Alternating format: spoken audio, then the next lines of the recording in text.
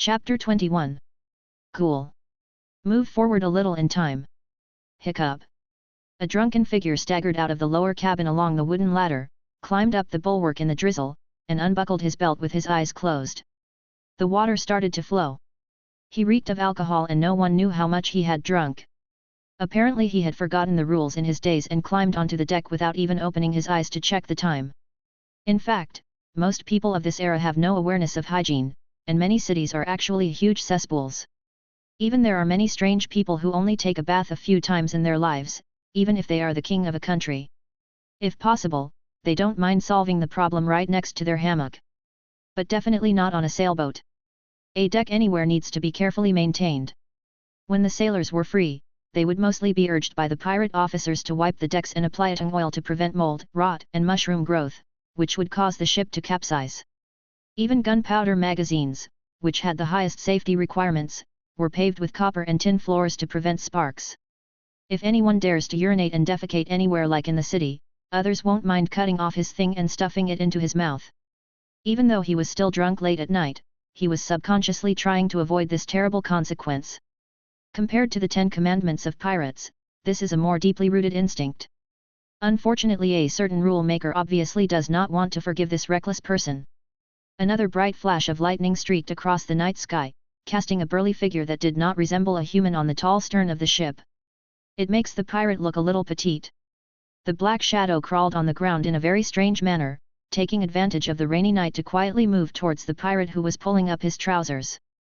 10 steps, 7 steps, 4 steps, 1 step. What? Stinks? Which bastard went to the bathroom on deck? The pirate wrinkled his nose and muttered something cursed. As soon as I turned my head, I saw a terrifying monster very close to me. His eyes suddenly widened, and he was half sobered up immediately. Save! Before he could even cry out for help, it was immediately blocked back into his mouth by a pale claw. At the critical moment, he even wanted to kick the deck hard to attract the attention of his companions. But he was lifted up by the head, grabbed by the huge claw as big as a basket. The monster's big mouth full of dagger-sharp teeth suddenly opened and bit his neck. Gurgling. He swallowed the pirate's hot blood mixed with alcohol and transmutation blood in big gulps. The pirate, whose eyes were turning black due to rapid blood loss, also saw the appearance of the monster clearly from a close distance. His originally ball-like body, only 1.5 meters tall, had swelled to twice its original size. His body became hunched, his skin was grayish, and his palms and soles had grown cold, sharp claws. The 2 deformed claws were still covered with gout stones. The whole body exuded a strong stench of corpse. However, the face still retained some of its original appearance, especially the pair of blood-red eyes that had turned into vertical animal pupils. Captain? Of the ship? No, spare me. The tiny plea for mercy that came from his throat was only audible to Salmon himself, and it could not shake Salmon's iron hard wool at all. Goodoo. The extraordinary power I bestow upon you is to merge with me. Welcome the sublimation with joy, he he he. The Pirate 10 Commandments represent the projection of the power of the law and are bound by the invisible pirate code. Few pirate captains dare to openly violate the pirate code and be severely punished by the law. They are already unacceptable to the officials of various countries. If they offend the pirate's biggest backer, they will definitely die a horrible death. However, as long as the captain induced the crew to violate certain harsh rules, he could be punished openly. As it happened, the sailors in the age of exploration were notoriously rude, and most of them had no sense of rules, especially on pirate ships with the most lax discipline. If you forget the rules on the ship by mistake, you will end up violating them one after another. In this era, severe punishment for minor crimes is a common phenomenon on ships of almost all countries. The cat of 9 tails, dragging the keel, walking on the gangplank, drag in water, and exile on a desert island are all characteristic inventions of this era. But on the man-eating shark, the starting point is a death sentence. It's actually a ghoul. No, this should be the price Salmon paid for violating the gourmet cannibalism commandment and using forbidden knowledge for a long time. Byron, hearing the unusual noise, quietly slipped out of the kitchen. He saw all of this through a gap on the open deck that had not been repaired in time after the naval battle.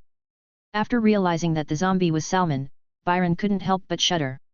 You really don't want to be a human anymore. He would be lying if he said that he had no interest in the forbidden knowledge of blood brew which was banned by the church. The soul in the body that died of ALS and pursued freedom is naturally not fond of the law system and the ladder of glory that follow a rule like a cage.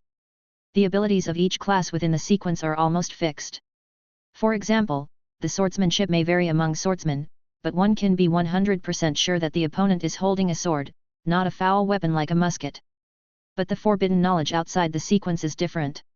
Take out the things all at once during the battle. Others think you only have a dagger, but what you take out is actually a thick and long rocket launcher, which naturally gives you an advantage. It's a pity to see Salmon like this. He also realized that although forbidden knowledge was useful, since it was not included in the silver law, he would need to bear the price of overstepping his authority. The most common one is the decline of rationality and deviation of human nature. Other symptoms may include sweet tooth, bloodthirstiness, gluttony, lust, photophobia, forgetfulness, jealousy, etc. This is also the reason why the Church denounces it as black witchcraft and most supernatural beings accept it as such. So is there any so-called white magic that can break through the original fixed sequence and has no side effects? The answer is, none. Salmon is not only becoming more and more insane mentally, but even his physical body seems to be transforming into a zombie. Or maybe this was his purpose. If Gourmet wants to become stronger, his gout will be aggravated. Blood brew can cure his gout, but it requires him to eat people constantly, which in turn violates Gourmet's taboo of eating his own kind. Repeated nesting dolls will lead to a vicious cycle. But as long as he stops being a human, this contradiction is immediately resolved. It's perfect. I'm afraid this pirate didn't want to go up on deck on his own accord. He was probably influenced by the blood wine and offered it to Salmon on his own initiative. What's worse is that because of the assimilation effect of transmutation blood, the pirates and sharks that he has eaten in the future will most likely turn into bloodthirsty secondary ghouls. The only material that is missing now is the top quality blood brew produced by me, an excellent chef. When Byron thought of this, he couldn't help but feel that the cookbook with the cutting inscription "Praise to the Lord of Gluttony" was a little hot. Decided not to try it out until I understood the side effects. Just as he was thinking, there was another change on the deck. After the zombie-like Salmon sucked the pirate's blood and ate his internal organs, he regained his human form. The condition is obviously much better than before. He casually threw the pirate's remains into the sea to feed the sharks, allowing the remaining transmutation blood to be enriched again, and then he swaggered back to his captain's room. At the same time, the decoding density of secret, Captain Salmon's unspeakable secret, also jumped to 95%. The overall context has basically surfaced. The remaining details should be found in the Bloody Mary's gourmet recipe. Byron felt that it would not take him long to complete the subsequent interpretation. Putting aside the issue of the price for now, I began to look forward to what kind of new entry the secret would give me. Chapter 22. Anchor Bay, force is better than hard work. A few days later, the man-eating shark sailed northward in the direction of 2 compass points northerly, against the cold current along the coast of the ice field and the northeast wind, across half of the North Sea. The sea breeze in late October is getting colder, but the sunshine is quite nice. Clang clang clang. On the rear deck, Byron was sparring alone with the carpenter Hans the Younger and John the Eight-Finger, whose 2 fingers were bitten off by Salmon. Even though they were using real swords, the difference in swordsmanship between the 2 sides was so great that no one was worried about causing accidental injuries. According to the power system of this world's silver law, there is no future in fighting alone. No matter how powerful a supernatural being is, he must have a bodyguard that is absolutely loyal to him to avoid disaster. Although compared with the guardian knights and guards trained at great expense by his uncle and father, most of the pirates on this ship are rotten sweet potatoes and stinky bird eggs. However, these 2 guys who have not been contaminated by the blood of transmutation do have the potential for spiritual awakening, so it is not impossible to use them after some training. The trainee navigators Thomas and Perry, who were also under his supervision, were similar to them. Basically, there is no hope for autonomous awakening, it is just a matter of how much resources are needed to cultivate it in the later stage. After practicing for a while, both of them were panting and their steps were messy, but they couldn't even touch the corner of Byron's clothes. Seeing the 2 trainee pilots lying on the ground with their tongues sticking out, Byron felt that he was being too hasty. He shook his head and sheathed his sword. You guys have a very poor foundation and have never learned swordsmanship in a systematic way. At best, you are at the level of an ordinary militiaman. Let's put aside the fisher sword technique that pirates must learn and start learning how to hold a sword. The same goes for everyone else. He turned around and asked a few other young people in the small circle who were not as qualified to come closer. Teach them step by step how to hold the sword. Hold the sword firmly, but not too tightly, or your arm will tire quickly.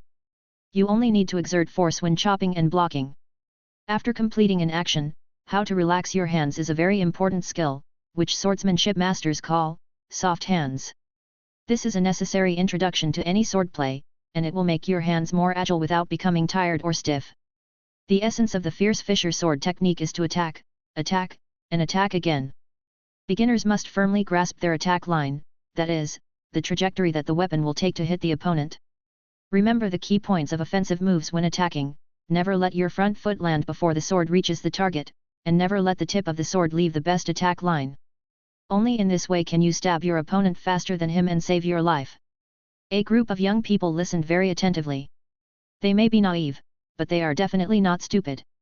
Everyone knows that every word Byron says now may change his destiny in the future. Unlike the Navy, which has a systematic training system, pirate groups adhere to the principle of survival of the fittest. Countless sailors who couldn't survive boarded the pirate ship. After experiencing bloody battles time and time again, as long as they were still alive, they would become strong men between life and death. Learning one more point now can increase the possibility of them becoming leftovers. This is the correct way to cultivate extraordinary people in a down-to-earth manner. It's not as mysterious as the blood of battle, but it's truly for their own good. Thus, in the eyes of the small group of people who already admired Byron, he was labeled as kind in addition to being powerful, knowledgeable, and humble. In particular, Eight Fingers was extremely grateful to him. With the great chef Byron standing in front, there was no need for him, a small kitchen helper, to serve the terrifying captain. It even gave him a glimmer of hope for something otherworldly. Compared to some of the men on board, the perfect knights who starred in the legendary stories were nothing more than this. In the continuous cognitive correction, he seemed to have forgotten how the chef got on board in the first place. Feeling the burning gaze of Eight Fingers, Byron glanced at the logbook and smiled knowingly at the new content on it. Time: October 1471, 10 in the Silver Era. The weather is sunny, with northeast wind level 4. Route: North Sea, Yanjai Peninsula offshore route, starboard tack wind sailing supplies, pirate ship man-eating shark, small gallon, crew.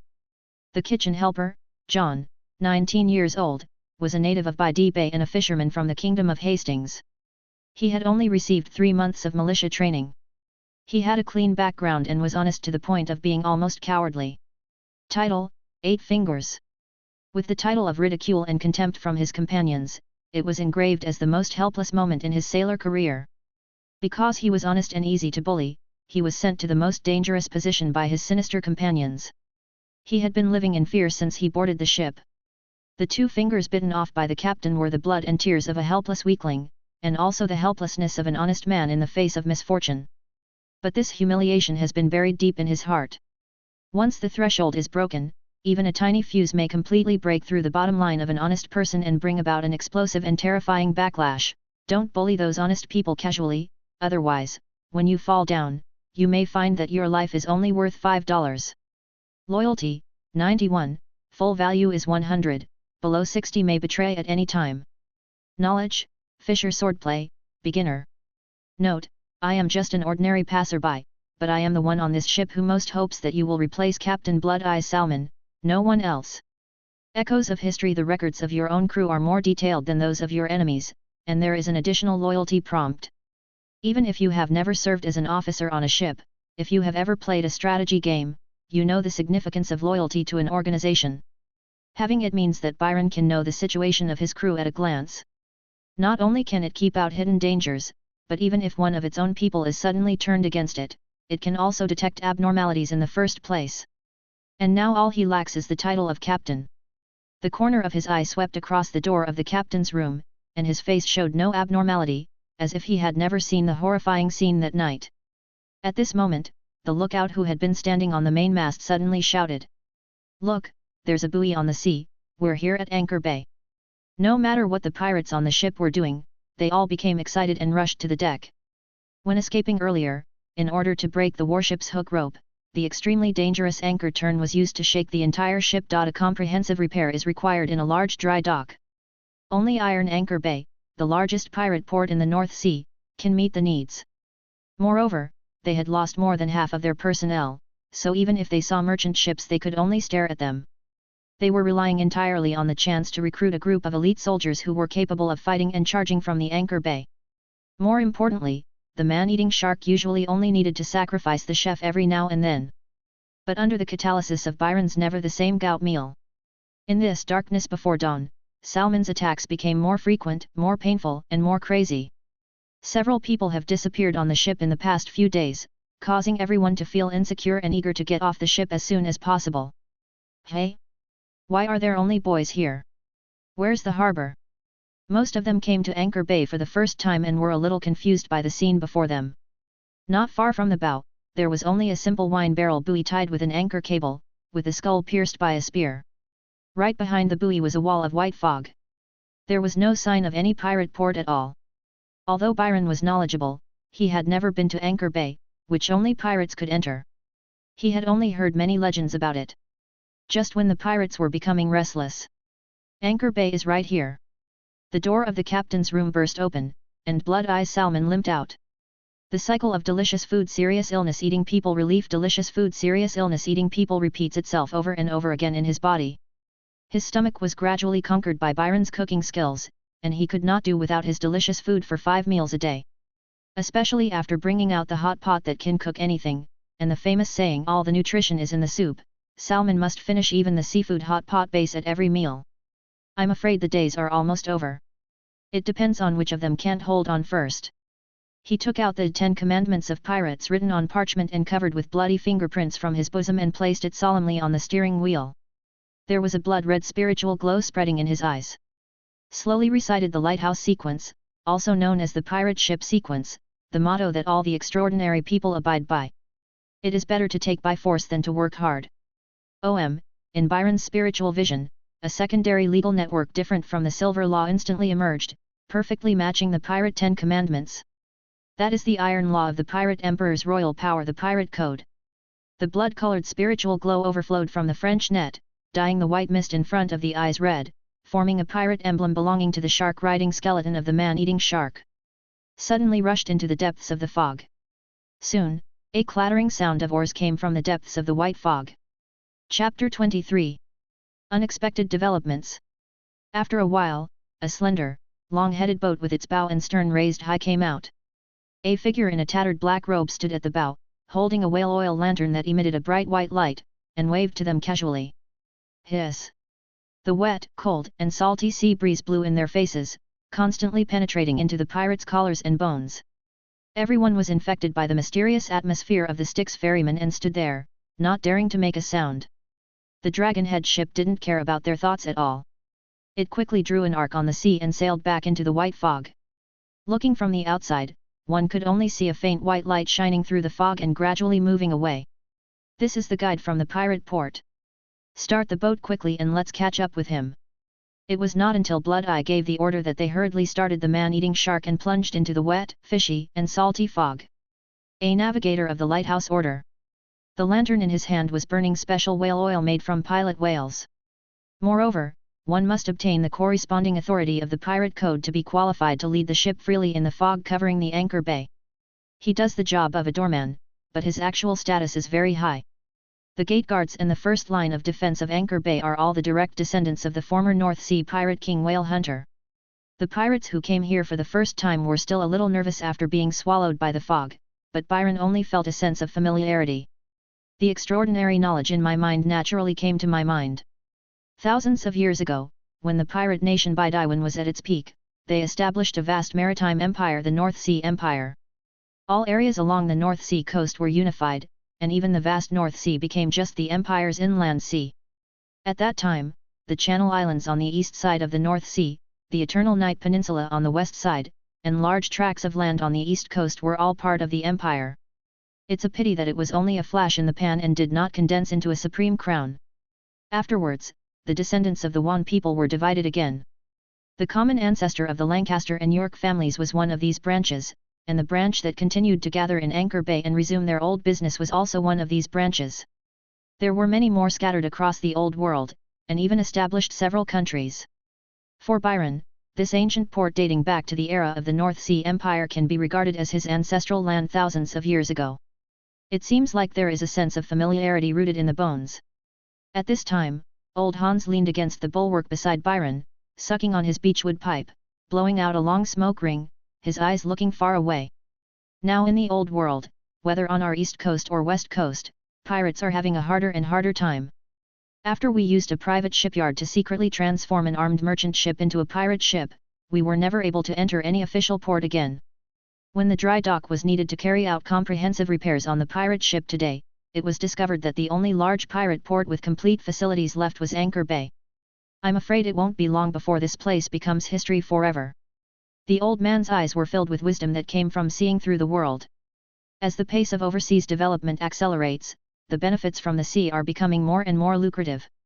In the future, the Church and the major maritime kingdoms will no longer tolerate the existence of pirates outside the charter system. Surrender or die. Old Hans just sighed about the plight of pirates in the old world, but it caused Byron next to him to tremble slightly.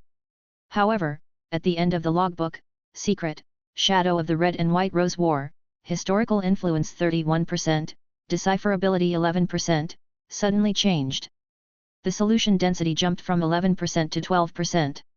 The outcome of the Red and White Rose War is also related to the situation of pirates in the old world. Byron didn't expect that just when secret, the unspeakable secret of blood-eyed salmon was about to be harvested. The first secret recorded in the diary also had unexpected developments.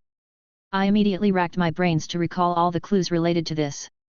Unfortunately, although his status is high enough, he is only 17 years old and will not reach adulthood for another 2 months. Before adulthood, he was not qualified to participate in the specific affairs of the kingdom, and he could not even get into the upper-class social circles. Apart from various study materials, I had very little information about the current situation. I only knew that since the Silver Age 1405, when all countries began to conquer the sea and the unknown world, the benefits brought by the sea have become increasingly huge. The era of land power represented by the Knights Templar was also rapidly shifting towards the era of sea power represented by giant ships and cannons. The pirate ports along the Old World were eliminated one after another by the navies of various countries. Whether it was the Northern Gulf people who dominated the East Coast or the Barbary pirates who roamed the West Coast, they were all forced to move to new routes in the south where official power was weak. New pirate towns were even established in the Banton Islands and further afield. The pirate business along the coast of the Old World is declining at a speed visible to the naked eye.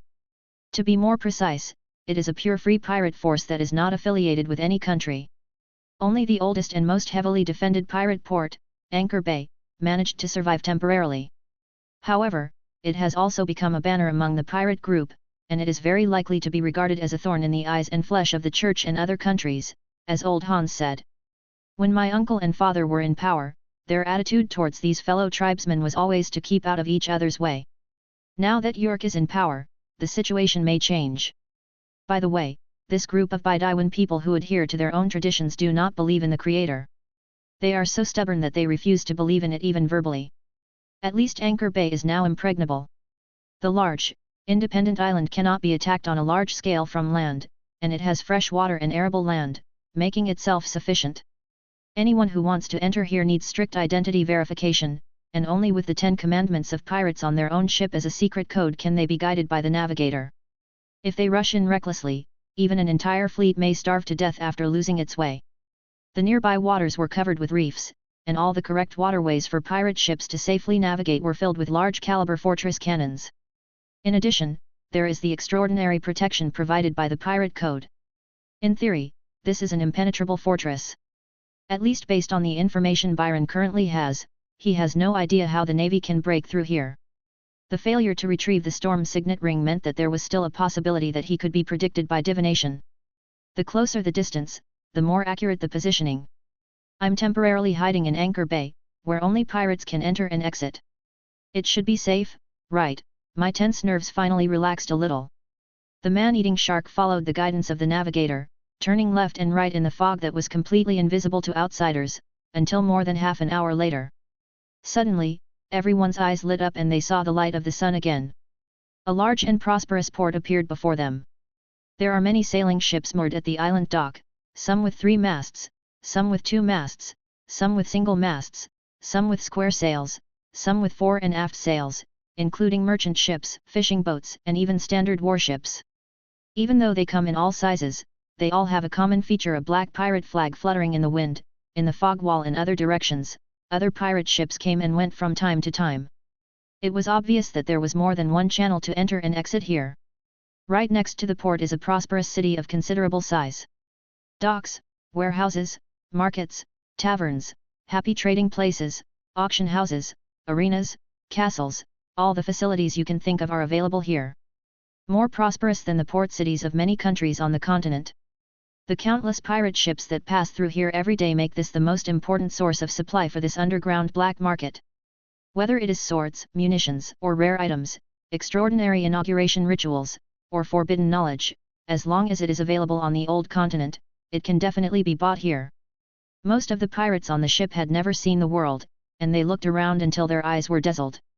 Suddenly, looking at the appearance of this ship, I'm sure all of you warriors must have experienced a great battle at sea. However, did you gentlemen try your best to rob on this voyage? Prices in Anchor Bay have soared recently. Do you have the money to repair the ship? Do you have money to provide pensions to the crew? Do you have enough money to send to your family? Do you have enough money saved for retirement? How about exchanging your spoils for lovely golden coins from me?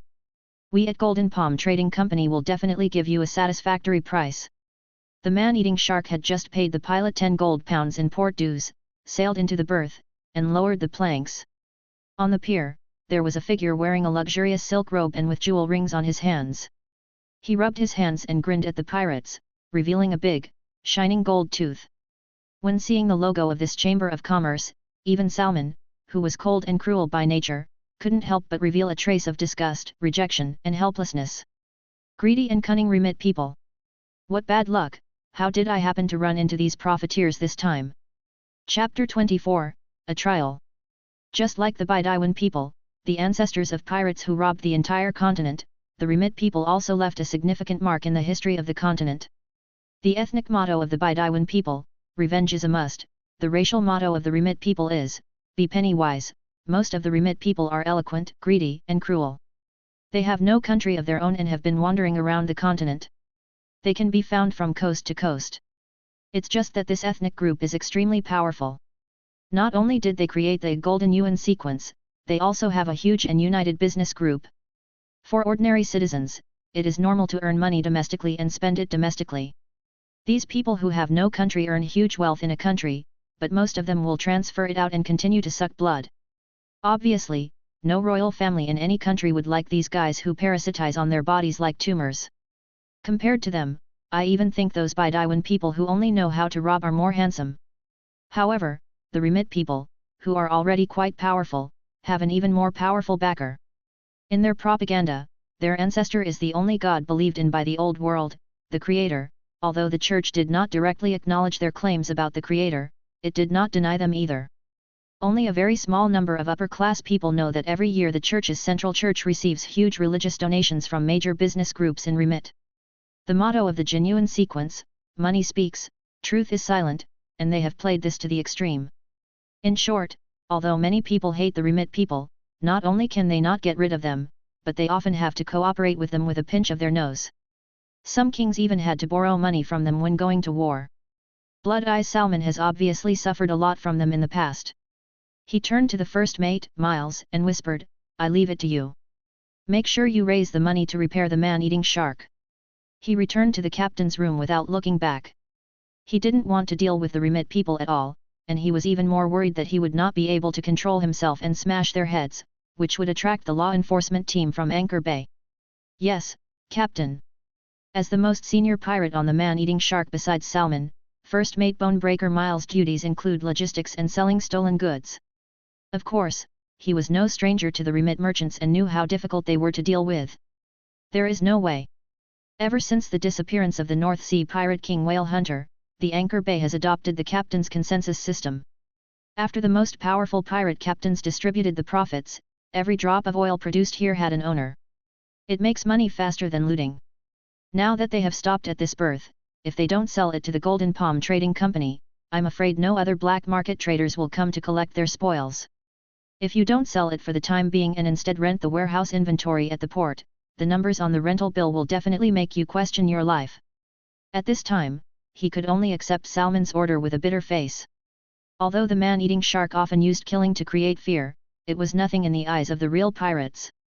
There were also not enough stable lootings to attract the attention of large trading companies and to assign special reception staff to them. This time we can only deal with these scavenging vultures. All he could do was pray secretly in his heart that after converting the goods stolen from the Pelican into cash, he would be able to meet the requirements for repairing the ship. Otherwise, the next crew member missing on the ship might be me. Hey yo, hey yo.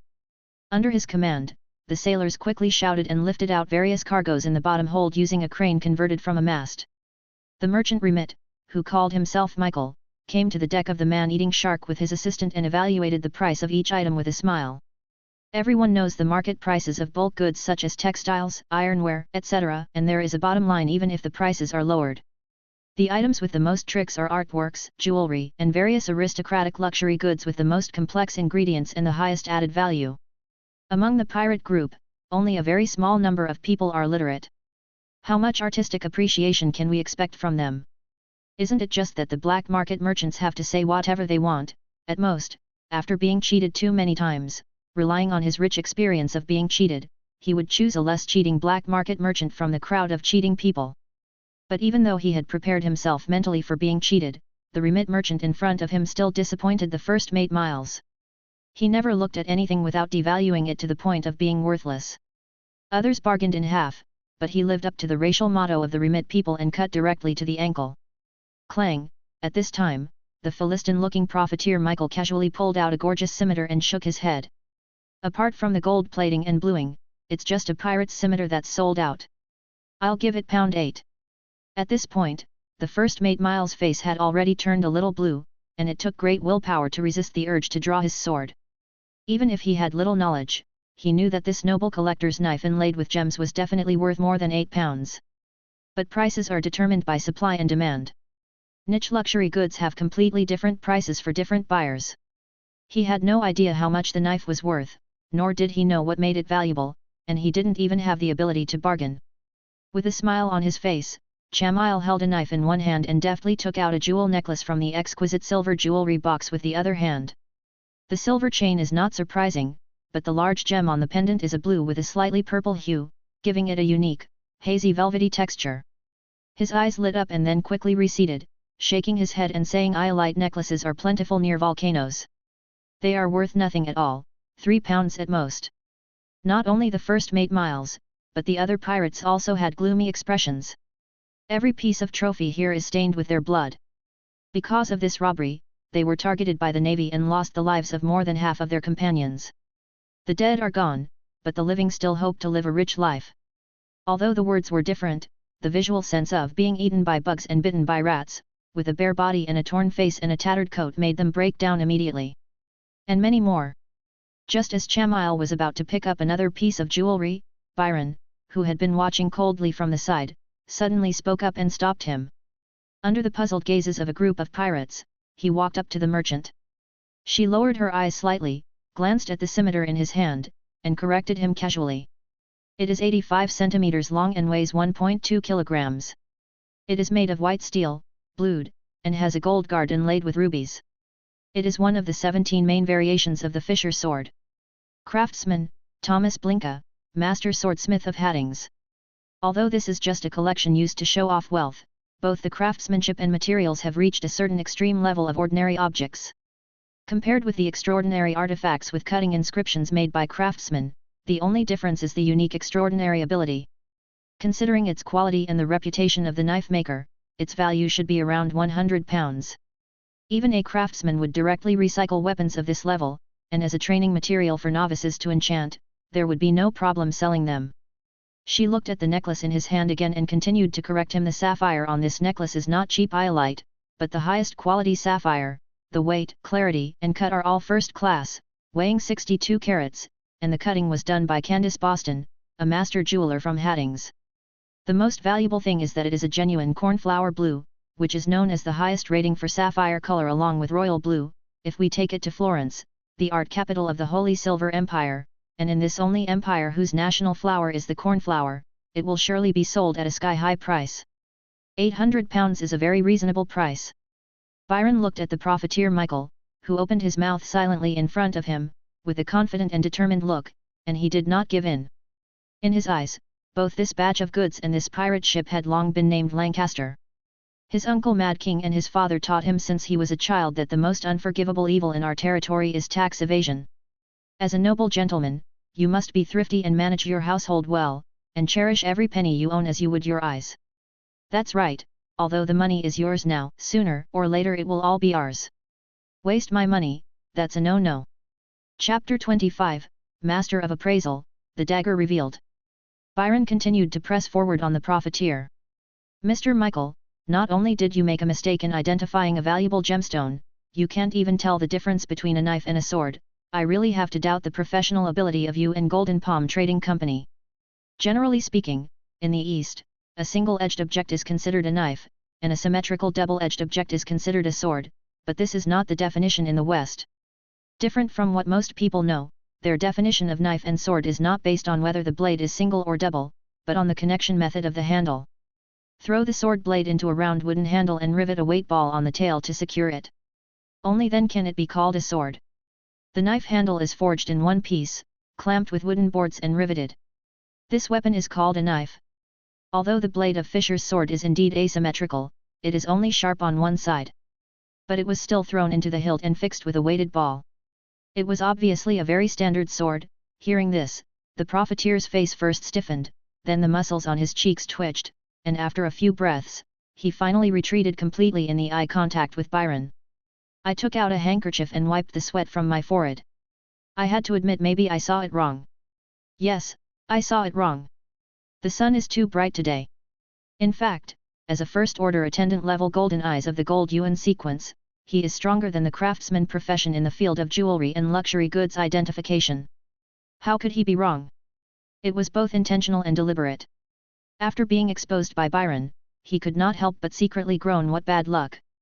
These people are obviously from a typical Hastings aristocratic family. They are probably the Lancastrians who fled during the Battle of the Roses. How could these pirates who couldn't even read know so much about the nobles' collections? I lost at least 3,000% of my profit. Michel was heartbroken when he thought about his loss. Scamming is the unspoken rule of black market merchants. How much you can scam in a transaction depends entirely on your own ability. Just like visiting an antique market to find bargains, both buyers and sellers know that 99% of the items in this batch are fakes.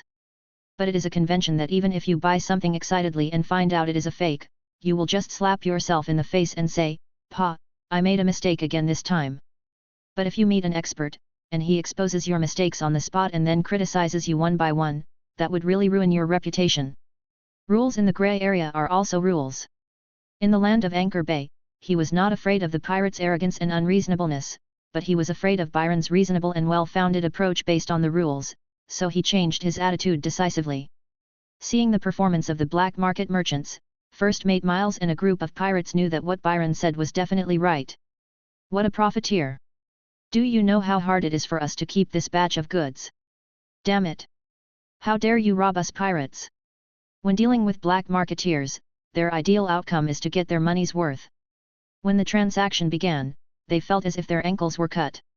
I never thought that what was being cut was actually the soles of my feet, or even the floor. Byron just waved his hand casually.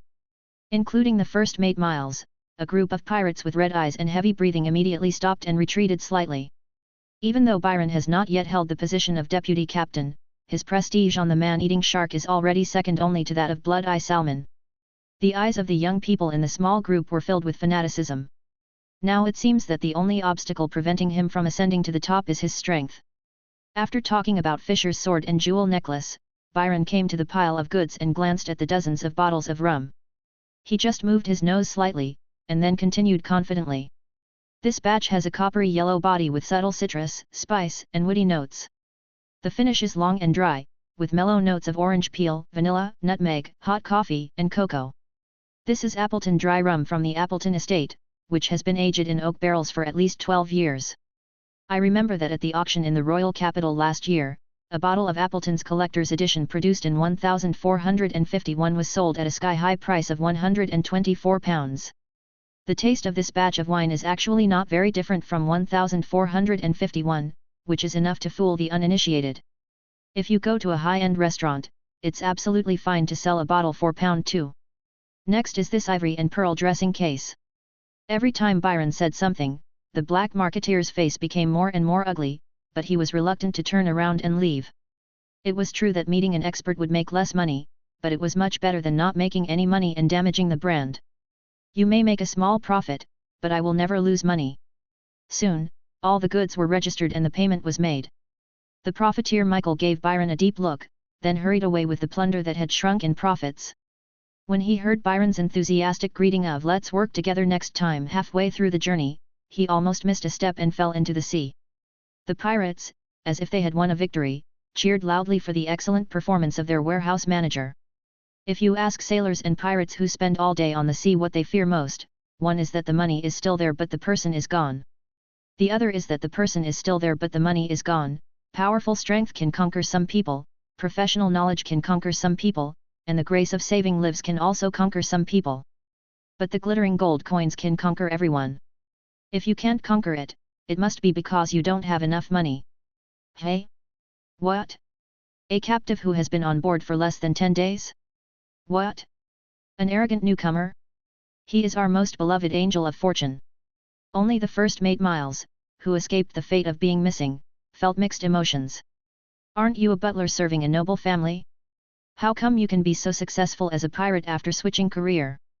Ships, navigation, swordsmanship, treasure identification. It's just like being a pirate since you were a baby. Yes, it's definitely not how great your identification skills are. It's because these things originally came from Lord Crawford of the Lancaster party. You know the situation in the master's family is normal. That must be it. If Byron heard what First Mate Miles was thinking, he would definitely laugh at him for being too young. If we apply the pirate motto "force is better than hard work" to the nobles, there will be no sense of incongruity. In fact, all the good things and scarce resources in the world have been snatched through various violent and non-violent means. Only the disadvantaged who are ruled will wait for secondary distribution and pray that the rulers will provide a relatively fair distribution system. The only difference is whether to rob in the name of an individual or in the name of the country. This world has never been warm and affectionate. No matter how we use so-called civilization to whitewash it, we cannot change this naked fact. As for the pirates who have drunk the blood of transmutation, it doesn't matter whether they worship him or hate him. This group of future secondary zombies will never be won over and are targets that need to be eliminated just like Salmon. In addition to carrying out the family tradition of thrift and diligence, Byron's public appearance this time actually had another more important purpose. Soon, he also sorted out a list of the ship's accounts and waved a piece of paper to the crew. With a sad face, he told them the bad news.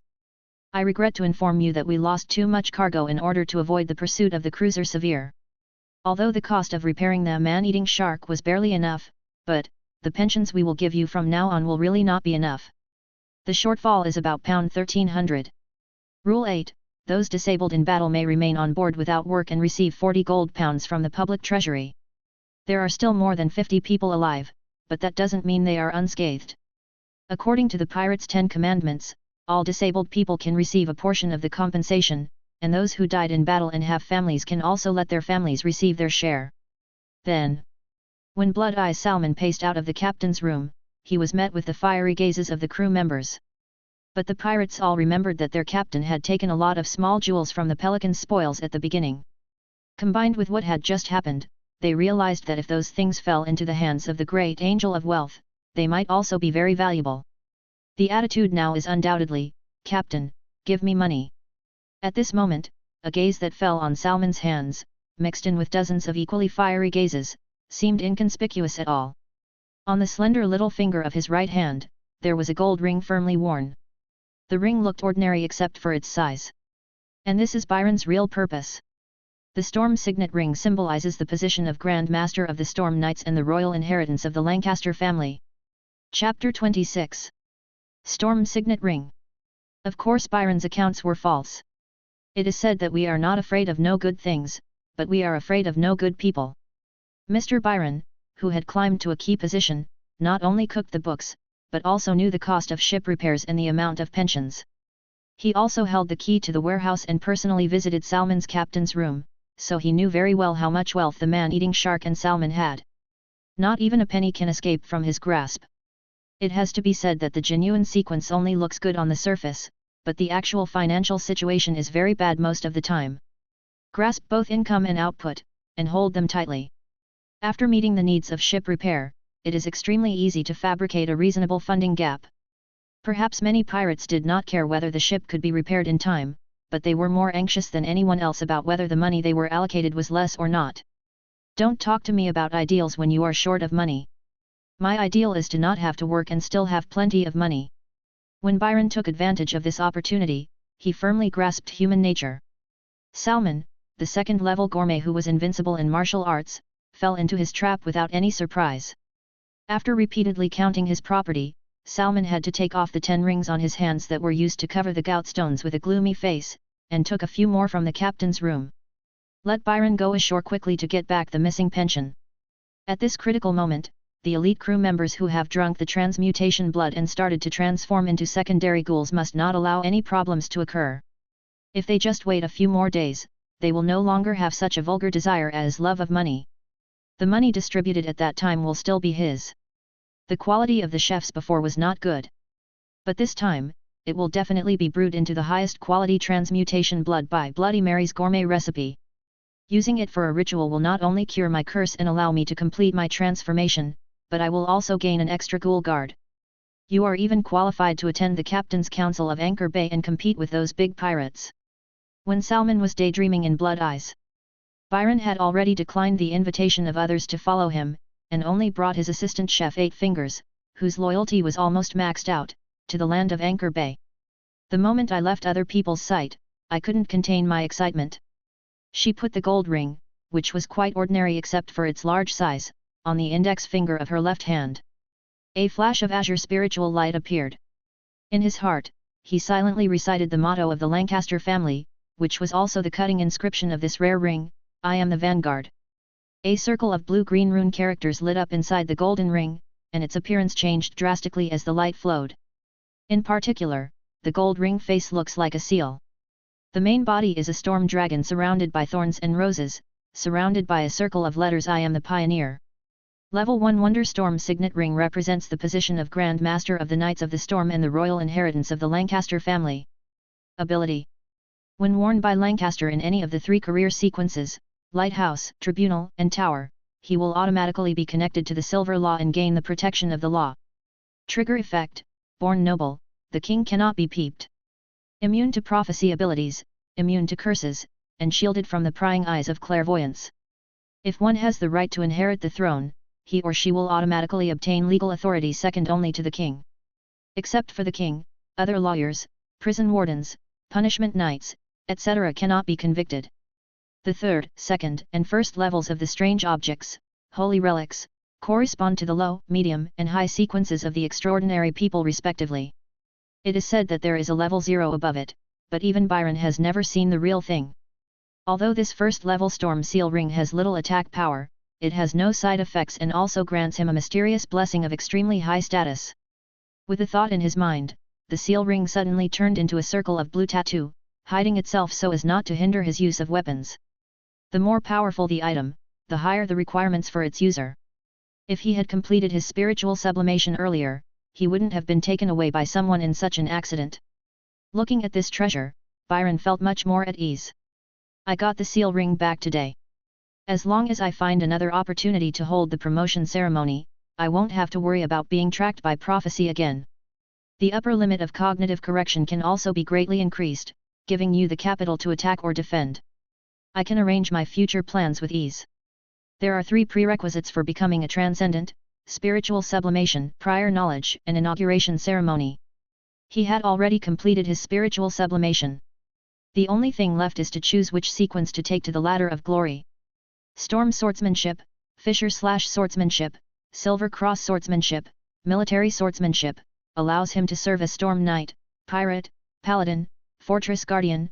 Navigation, Gunnery, and Musketeer skills can make him a Navigator, Gunnery Expert, Musketeer. Law and Natural History can allow him to work as a lawyer or naturalist, the Hittite solar script and runic script are the basis of the tower sequence and the universal knowledge. The royal elite education he received since childhood allowed him to gain far more choices than most people under the strict extraordinary system of the silver law. After meeting all the prerequisites, you only need to consider your actual needs. But Byron had a plan for his upcoming career since he woke up. I am a pirate now and need instant combat capabilities. For example, the auxiliary professions such as navigator, and naturalist, which each have their own advantages and disadvantages, are not included. Just look at the thrilling escape from the cruiser earlier. The lawyer of the Inquisition sequence is indeed ridiculously powerful. My uncle, the Mad King, is a high sequence lawyer. The seal ring is also one of the highest level rings in the Inquisition sequence, and there is no need to find another medium for promotion. But the prerequisite is that you must have the power to enforce the law, only internally and not externally. I don't have elite guards to protect me, and if I choose this profession, I'm afraid I'll be hacked to death by an unknown person outside my own system. Artillery experts and musketeers require too much equipment and logistics, and are not suitable for fugitives like me who are ready to escape at any time. Among the remaining professions, the easiest one is pirate, as long as you have a copy of the Pirate's 10 Commandments as a medium. The ritual medium of other professions varies.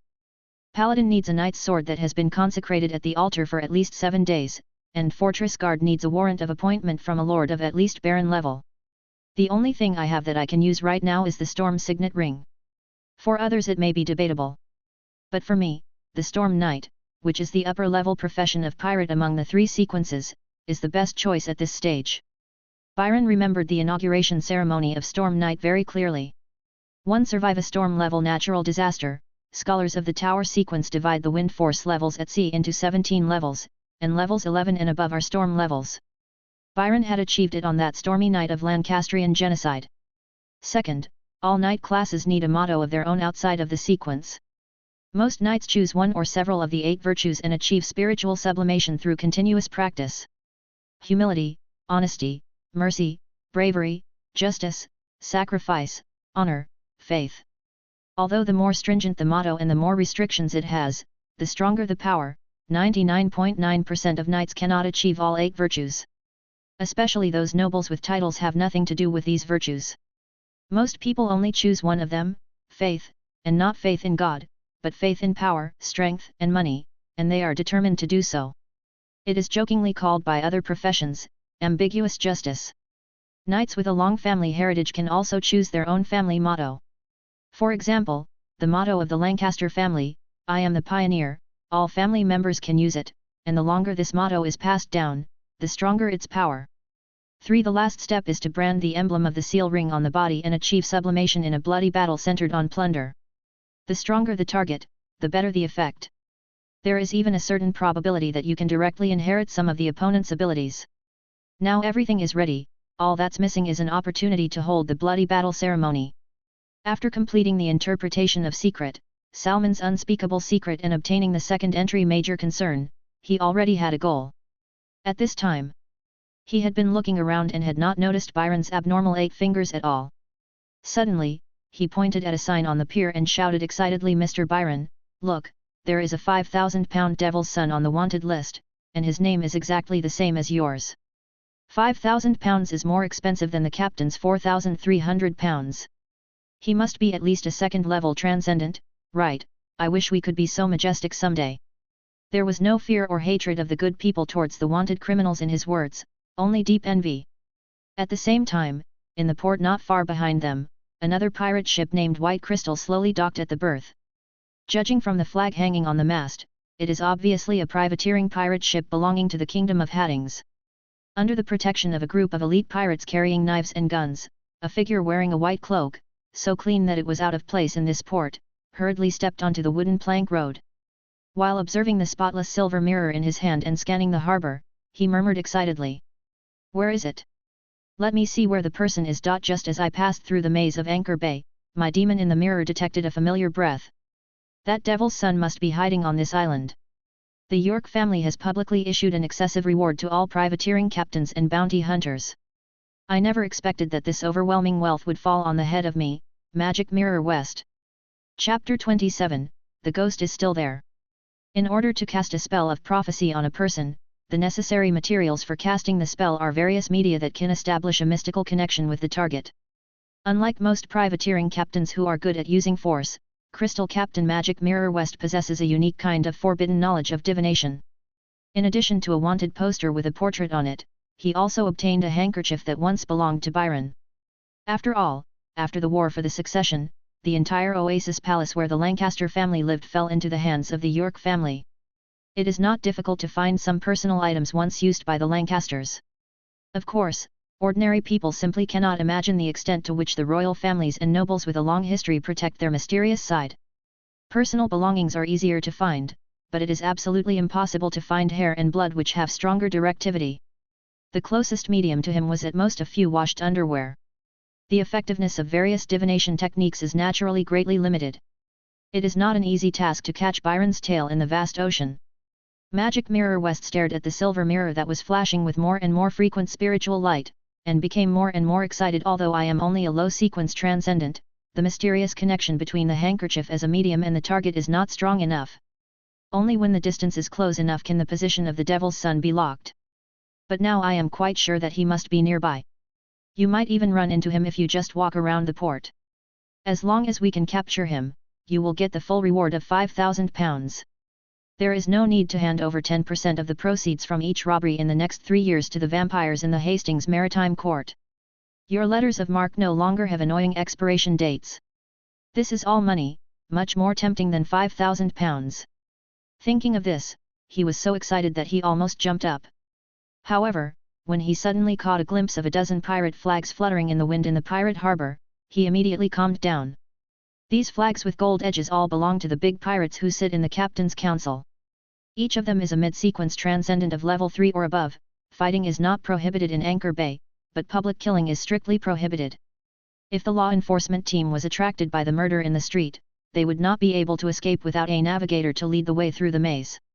I want the bounty, and I want the tax exemption on the privateering license. Every time I think about the money I lost, it hurts more than if I were killed. But in order to save the face of the big pirates, they had to use some extraordinary means to capture him. The reason why the White Crystal came to Anchor Bay this time was because it received a warrant from the masters of the Hastings Admiralty, asking them to assist them in completing a certain mission. We can't be the only privateers coming here. There are too many wolves and too little meat. I must act quickly so that I can eat this big piece of fat meat by myself. Thinking of this, West, who was stroking the silver mirror, seemed to have made a difficult decision. He gritted his teeth and suddenly called out, "A finger, a finger."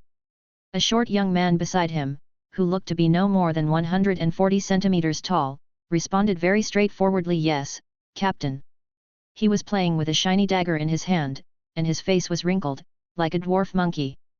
Magic Mirror West blew hard at the handkerchief belonging to Byron in his hand.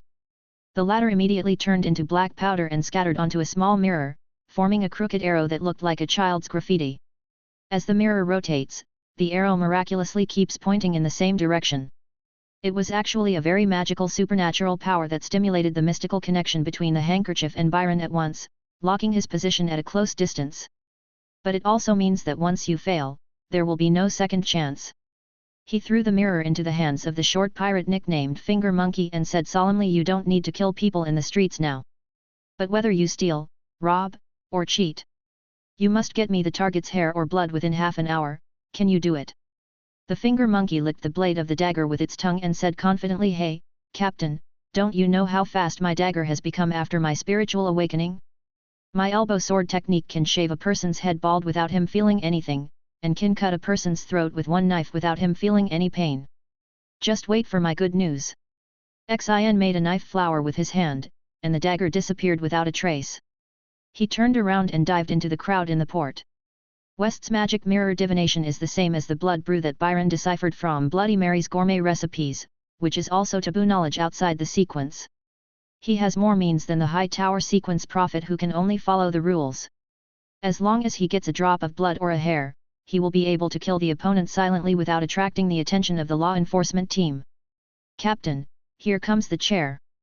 Behind him, 4 particularly strong pirates carried a chair down the deck and respectfully invited the captain to sit on it. West sat firmly on the chair, then waved his hand and directed the crew to walk into the port together. This is the price of the forbidden knowledge magic mirror divination, extremely horrifying mysophobia. Just like a mirror that absolutely cannot tolerate any dust. He couldn't stand any dirt, so he had to take a bath at least 3 times a day. His body was always spotless, and every place on the pirate ship had to be polished to a shine. Even the only rare item that the white crystal bought at a huge expense had nothing to do with combat, but was used to purify sea water. Magic Mirror West didn't want to get any dirt from the harbor on his shoes. It would be better for him to die than to have to go into the dirty alleys to track Byron down.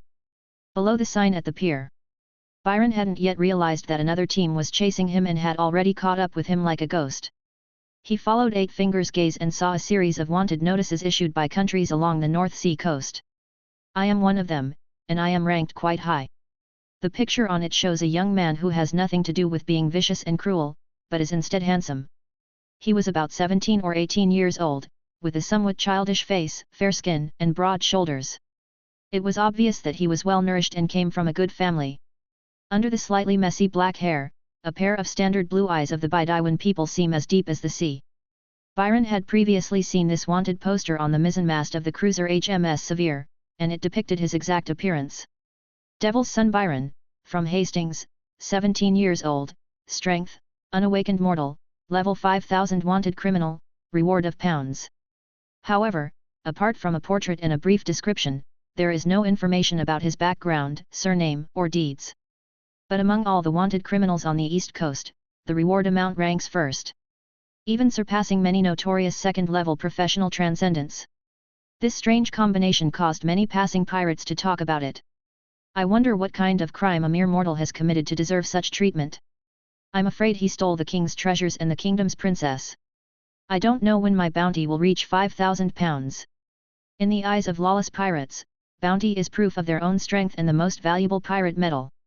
After all, the higher the bounty, the more bounty hunters, navies, privateers, and cash-strapped secret societies that are interested in hunting them down, and the more powerful they are.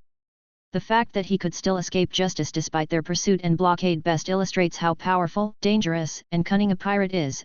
As word of mouth spread, Byron's legend gradually increased from 12 to 13. In fact, in this world, title itself carries mystery.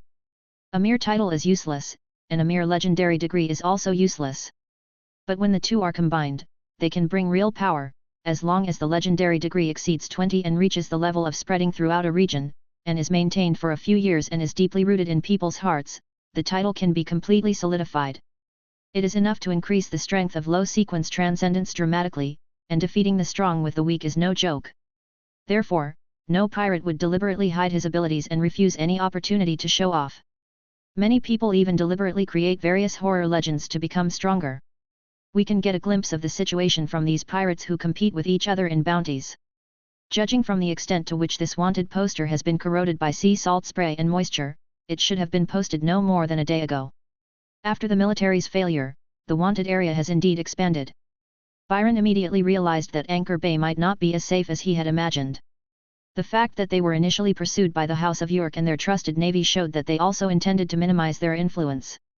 Now there is even a wanted warrant in the pirate port, which means that York's determination to kill him has increased again, and he no longer cares who kills him. I just want him to die.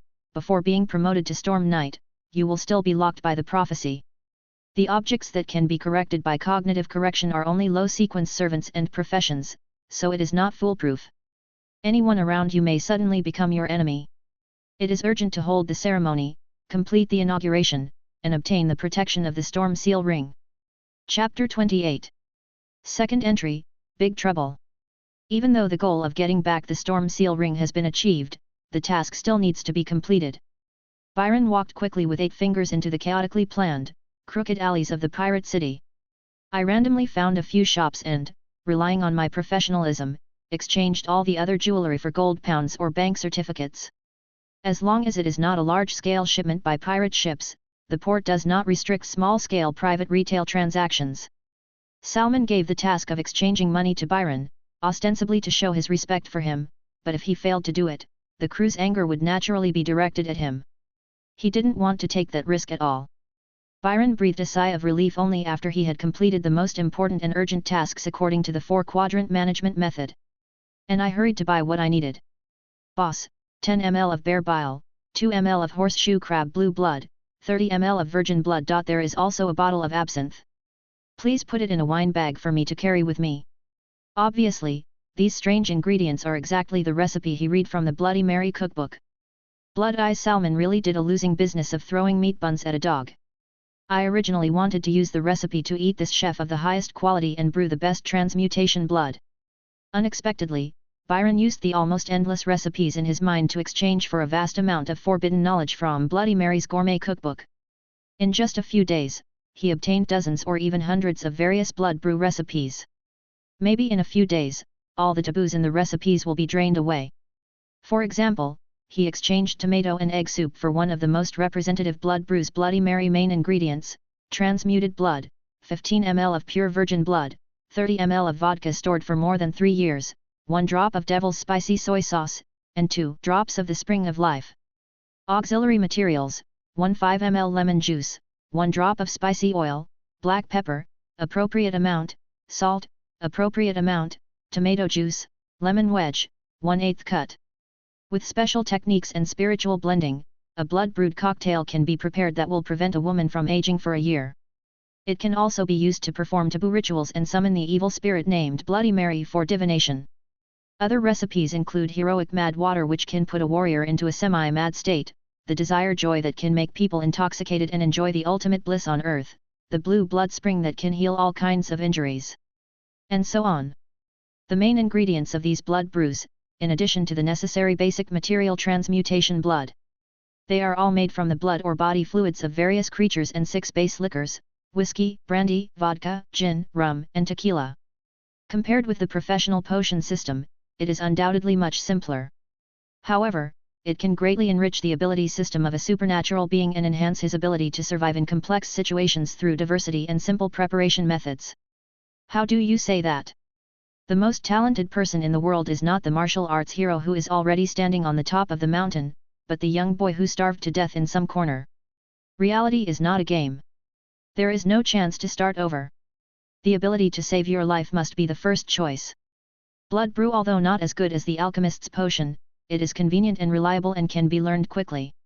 Moreover, this time when Byron was purchasing materials, he used the public funds earned from the sale of jewelry and did not spend a single penny of his own. This makes people feel more relaxed. Byron's only concern was the price he would have to pay for learning forbidden knowledge. As long as you conduct the ceremony yourself and use intelligent creatures to brew the most basic and also the most crucial transmutation blood, you will be randomly charged one of gluttony and lust as the price, and if you are unlucky you may even get both. It is possible that he will never be full no matter how much he eats 5 meals a day like Salmon, or he may become an alcoholic, crave blood, and become obsessed with raw meat. Or they are extremely lustful and have no resistance to a certain type of women. They may even develop unacceptable eccentric fetishes such as animal ears, fangs, tails, fur, tentacles, etc. Even after Byron hid all the materials he bought in his arms and walked out of the shop selling various extraordinary materials, he still hadn't made up his mind. There's no rush for the blood brew matter, let's go back and finish the job first. As long as the materials are prepared in advance, they can be used immediately when an emergency occurs and there will be no delays. Compared to blood brew, the information he just deciphered last night was more important to him. The recipe for Bloody Mary comes from a supernatural organization called the Bloodthirsty Cult. Blood-eye Salmon is suspected to be a defector from the cult. After getting this last piece of the puzzle. Secret, the unspeakable secret of Blood-eyed Salmon, historical influence 4%. After reaching 95%, the decryption density was delayed for several days and finally reached 100%. Not only did it raise Byron's spirituality to 1.5. Finally, in addition to the first entry historical revisionist, he obtained a second entry, major concern. Special effect, Lancaster, never be inferior to others, others are their superiors' confidants, but you are their superiors' biggest threat. The better your abilities and the more outstanding your achievements, the more you will be valued and recognized by your superiors, and the closer you will be to the role of confidant in the eyes of others. The more you backstab a superior, the stronger the ability bonus you gain. Moreover, they are the underdogs who are against their superiors and are not subject to punishment by the laws within the system. The 10 Commandments of Pirates, Iron Law of the King, and Silver Law will all consider it legal. Even if there is no backstabbing, your superior will be very loyal and passively protect your confidant from disasters, gradually causing bad luck and frequent accidents. This is also Byron's biggest trump card that allows him to target Blood-Eye Salmon in the blood battle ritual and decide to solve the problem once and for all. And the plan is already in place. He secretly stole a bottle of Salmon's treasured Bacardi rum from the warehouse yesterday. In order to cultivate that batch of secondary zombies, a portion of transmutation blood and Salmon's own blood were mixed in. Byron planned to extract the raw materials and use the materials he bought to mix a bottle of heroic water that would have a beneficial effect and be harmless to the body. When the meal was prepared one day, he secretly gave it to Salmon, who was already terminally ill. If I use the sword drawing technique while he's going crazy, I can definitely take him away in one go. At this time, the bottle of wine was also put into the wine bag and hidden in Byron's arms. 8 Fingers, let's go back. Calling 8 Fingers, who looked at everything like a bumpkin, to follow him, Byron walked into a winding alley first. Caution is the boat. Regardless of the huge sum of thousands of pounds on him or his own sensitive identity, it was not suitable for him to wander around outside at this time. Okay. But as he walked, his eyebrows suddenly raised. He found that he had clearly walked through several forks in the road, but there was clearly a figure that he had seen from afar before, who had changed his clothes and appeared in front of him again. At this moment, he was walking towards him. Just stepped into the 3-meter range. A reminder appeared in the logbook. The bosun of the privateer ship White Crystal, II, is a man with malicious intent and ulterior motives. Chapter 29. Alerted, Byron was about to dodge and fly back. The figure opposite, who was as short as the child but extremely agile, had already appeared in front of him like lightning. Although the finger monkey was very surprised that the target's reaction was so quick, launching a surprise attack was his specialty. Just as Byron instinctively drew his sword, he shook his hand suddenly and insidiously threw out a bag of lime powder. Everything is done to complete the mission. The assassin's fighting style is like this, using every possible means. Call out, seize the opportunity and use the elbow sword technique stabbing step to get close instantly. A sharp dagger jumped out of his palm and suddenly slashed towards Byron's chest. However, this time there was no strong force 7 wind to help like when Byron used chili powder to attack the naval captain. Byron had enough time to react and close his eyes in time. At this critical moment, the spiritual glow suddenly exploded and turned into a third eye with a wider field of vision than the naked eye.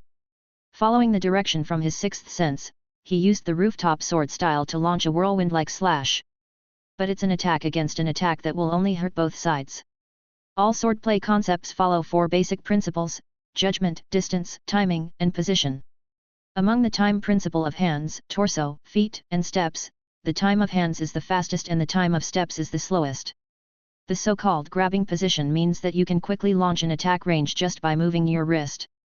This is the combat concept of storm swordsmanship. All postures and sword moves are centered around how to shorten time and seize position. Relying on absolute offensive speed, the decisive kill was completed before the opponent could react. The monkey's elbow sword technique is obviously also a leader in timing. It only uses the front elbow to attack, maximizing the time of the hand. In addition, he is gifted, and after his spiritual awakening, he has never encountered anyone who can swing a sword faster than him. But the lethality of a dagger is ultimately incomparable to that of a half-sword. Byron dared to let the II cut him even at the risk of getting injured, but the II absolutely did not dare to take Byron's sword head-on. He suddenly ducked like a spring and rushed behind Byron. At the same time, the dagger jumped at his fingertips, turning into a bright silver snake, which slashed across Byron's chest. Stab it! Blood suddenly appeared. When the lime powder dispersed, the finger macaque had already scurried to the other end of the alley like a nimble monkey. He casually wiped away the bloodstain on his cheek left by the sword. He solemnly wiped the red liquid off the dagger with a piece of white cloth and put it in his pocket. He turned around and made a throat-slitting gesture to Byron, smiled triumphantly, and then slipped into another dark alley. "Mr. Byron, how are you? Are you seriously injured?" 8 Fingers, who was stunned on the spot, finally reacted and saw a large pool of red liquid on the ground. He rushed to Byron to check his injuries. But Byron untied his blood-red clothes as if nothing had happened and took out a shriveled wine bag from it. The long and narrow cut on it is shocking.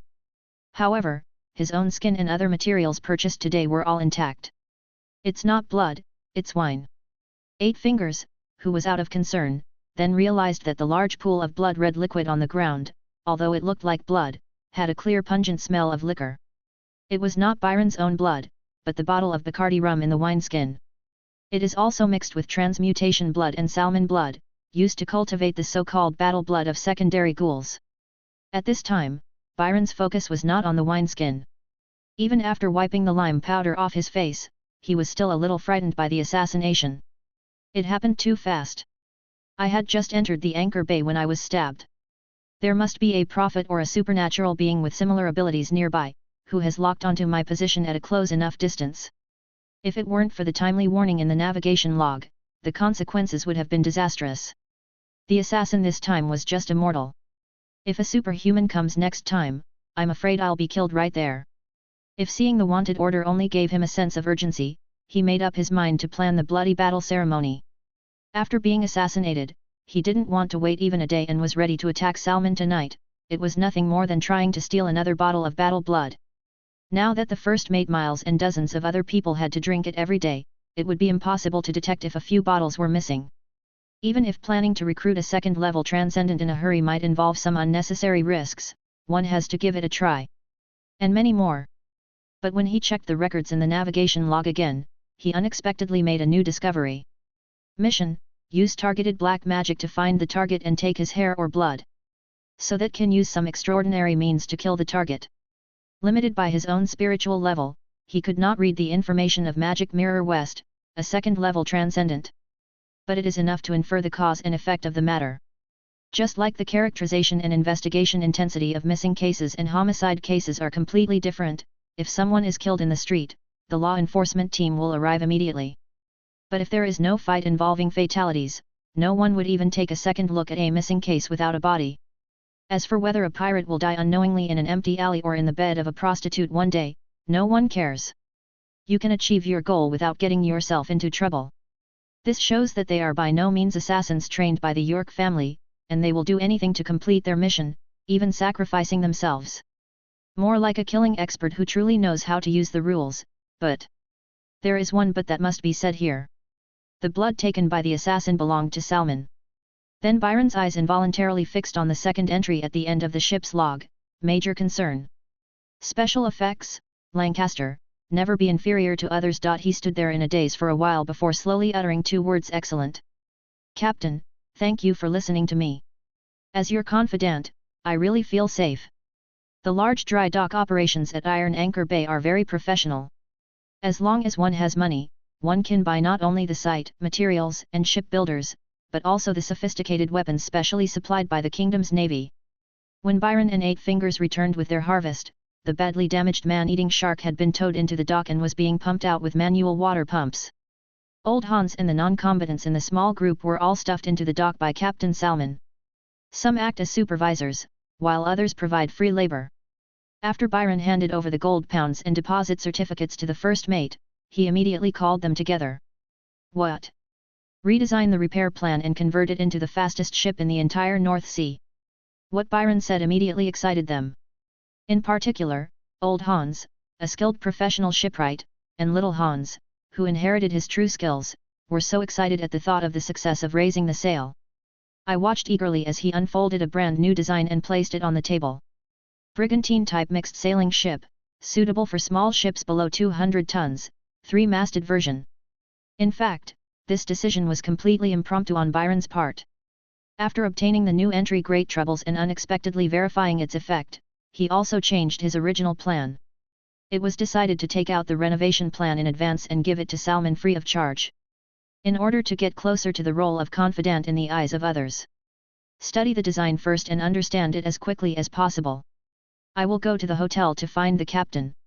As long as he nods, we can start the construction immediately. After handing the design drawings and modification points to Old Hans, Byron stood up and went to find Blood-Eye Salmon while the other crew members looked at him as a saint. Such a good thing that could potentially be used to build a powerful pirate group was given to the captain for free. Could he be a reincarnated angel? The light on his body seemed to be condensing into a sparkling halo above his head. How could a cruel and violent Salmon deserve such sincere treatment from such a person? Even if he is a close confidant, he can't do what Mr. Byron did. Everyone was filled with emotion. Although these sailors wandering on the sea will never become such people, it does not prevent them from admiring such people. Especially when he is your companion, it is so reassuring to leave your back to him. Chapter 30, Mirror, Mirror, Tell Me. Old Hans worked in the dock with most of the non-combatants and ordinary sailors. Salmon led more than 30 main combat members and checked into a nearby hotel called Rosemary. When Byron found him in a separate courtyard, he had just angrily chased away a heavily made-up prostitute. "Pa, you're definitely not capable of ignoring my charms." As they passed each other, Byron ignored the woman's muttering and walked in without looking around. After the ceremony, he explained to Salmon the renovation plan that had been approved by Old Hans. "Haha, Mr. Byron, I was right about you. Although I don't know much about boat building, I can see the potential of this new sail layout, so let Old Hans and his team go for it. Don't believe the rumors on the ship. What's the point of a mere first mate position? Wait until the man-eating shark recruits soldiers and expands its personnel, seizes a second pirate ship, and truly becomes a pirate group. You, Byron Tudor, will definitely be my first captain." As expected, when Salmon saw the pirate ship transformation plan, he accepted it with great satisfaction. But apart from verbal encouragement, he was not given any reward. "Captain, you are overpraised. This is what I should do. Everyone for me, and I for everyone, and glory belongs to the collective. Compared with the overall interests of the pirate group, what do my personal gains and losses matter? I plan to move to the dock after I finish making vermicelli scallops, braised prawns, and lamb soup with dark beer for you tonight. Supervise their construction to ensure that there are no mistakes." Byron was very big picture and took the big picture offered by Salmon without hesitation, and even took the initiative to ask for more responsibilities. "By the way, while I have time, I will study the Bloody Mary recipe again. The recipes above really opened my eyes. There are more recipes than I know. I'll excuse myself now." As usual, he bowed respectfully, turned around, pushed the door and left. Watching Byron's receding back, Salmon, who was already in severe pain even before nightfall, could not help but sigh. The overall situation, the overall situation. He is truly a model crew member who considers the overall situation. He is 10,000 times better than the other crew members on the ship combined. The longer time goes by, the more I feel I can't live without you. How I wish I could find another chef who is good enough to be eaten by the recipe instead of you, but my curse can't wait any longer. If I wasn't absolutely sure that the other party was not a transcendent being of a certain sequence." He almost thought that this noble butler was actually a loyal knight who strictly adhered to all 8 virtues and chivalric motto. "I feel a bit complicated at the moment. I hope to get the transmutation blood as soon as possible, but I also hope that Byron can hold on a little longer. The slower the blood is eaten by Bloody Mary's gourmet recipes, the better the quality of the transmutation blood, and the more hope it has of helping him escape from suffering. Mr. Byron, you are so considerate of the overall situation, you will not blame me, right? Unfortunately, this pirate captain, who could only clumsily imitate the noble style but never learned the essence of aristocratic power politics, did not know this. In this world ruled by aristocrats and where the strong prey on the weak, only those with vested interests will keep talking about considering the overall situation all day long. If this person does not seem to be a vested interest on the surface, then he must be the big picture." Time soon came to night. In another corner of this pirate port, a group of cloaked people walked out of the inn where they were staying and joined the drunken crowd on the street. Like countless pirates who lingered in places of entertainment, he was not noticeable at all. We stopped at the beach across the street from the Rosemary Inn and hurried into a windmill that looked very dilapidated. The huge windmill was spinning with a creaking sound, and the noise it made completely covered up the whispered conversations of the group. They were clearly being cautious. Arriving at the simple second floor of the mill built with wooden boards, the captain of the White Crystal, Magic Mirror West, immediately ordered his crew members to clean the place thoroughly. I moved to the window and looked down at another building not far away. "The finger monkey, is that right there?" There was a sword scar on his ugly face, which made the short young man look even more ferocious. He immediately nodded. "It's correct. The brothers who were following us have confirmed it again and again. It's at the Rosemary Inn, a street away from us. The straight line distance is no more than 100 meters, and your spells can exert their strongest power here." While they were talking, the pirates they brought with them had already cleaned the second floor thoroughly. He even used special chemicals to polish the broken wooden boards until they sparkled, so that even West, who had a severe mysophobia, couldn't find any fault with them. "Okay, you all don't need to stay here. Everyone, go out and be on guard. Don't let anyone come and disturb me while I am performing the ceremony. Magic Mirror West waved his hand and asked the monkey and the other crew members to go downstairs. He was holding a canvas bag and arranging the rituals on the ground. The essence of most forbidden knowledge is ritual witchcraft. Through specific rituals, one's own spirituality is connected with certain world rules, spiritual bodies, unknown higher beings, etc. The temporary retreat of the ego consciousness allows the spirit to resonate with a higher being, unleashing powerful abilities that transcend its own limitations or even those that it does not possess. West first drew a pentagram on the ground using sea salt mixed with white crystal powder. In the 5 corners, ritual candles of red, blue, yellow, green, and black are placed, corresponding to fire, water, wind, earth and the 5th element, spirit. He then took out 5 bottles of plant essential oils with different symbolic meanings and placed them in front of him. Deer hoof grass symbolizes protection, healing, and breaking evil. Wormwood symbolizes spiritual strength, protection, and spiritual calling. Skunk cabbage symbolizes legal events. Mugwort symbolism, psychic powers, precognitive dreams, astral projection. Hairy grass symbol, love, hunting. Finally, he placed a silver mirror half a person's height in the middle of the pentagram, knelt in front of the mirror, and slowly entered a state of meditation. By the time the hustle and bustle of the pirate city outside died down, the time had quietly come to 1 o'clock in the morning. Magic Mirror West suddenly opened his eyes, and the silver spiritual glow in his pupils illuminated the 2nd floor of the mill. Time is up. Take out a silver tinderbox and light the ritual candles on the 5 corners. Then drop the essential oils of 5 herbs on the flames of 5 candles. Call, the wind of spirituality blows through the mill, forming an invisible barrier that blocks exploration on the mystical level. The stinking cabbage, which symbolizes a legal incident, came into effect, and the laws of Anchor Bay lost their most basic monitoring power over the area. He then took out a piece of blood-stained white cloth from the canvas bag, which was the monkey's trophy. Alcohol evaporates much faster than water. By the time the assassin finger monkey ran all the way to find his captain, his body temperature had almost evaporated the alcohol. The transmutation blood and the blood of blood-eyed salmon dissolved in the wine remained, but only a faint smell of alcohol remained. Even West, who had severe mysophobia, did not realize anything was wrong. After all, shouldn't it be normal for pirates to smell like rum, soak a white cloth in rose water and draw a perfect circle with a scent of fragrance and blood on the surface of the silver mirror? The entire space on the 2nd floor suddenly became gloomy and cold. Although the candle was lit, the silver mirror quickly dimmed until it was completely black, as if there was a shadow rolling in another world behind the mirror. The scenes in the surrounding mill were distorted and collapsed towards the mirror under the light of the candle, as if everything was being pulled into the mirror. West's expression remained unchanged as he chanted in rune: "Mirror, mirror, tell me, where are my enemies?" 3 times in a row. In the depths of the thick and impenetrable darkness in the mirror, a pair of bright silver eyes suddenly opened. That's a mirror demon, just like transmutation blood is the core of various blood brew recipes in the same series. All methods of magic mirror divination are based on this magic spirit in the mirror. The moment West looked into the demon in the mirror, his eyes closed and his body fell limply. The effects of the other 4 herbal essential oils, spirit summoning, astral projection, hunting, and demon breaking are presented in turn.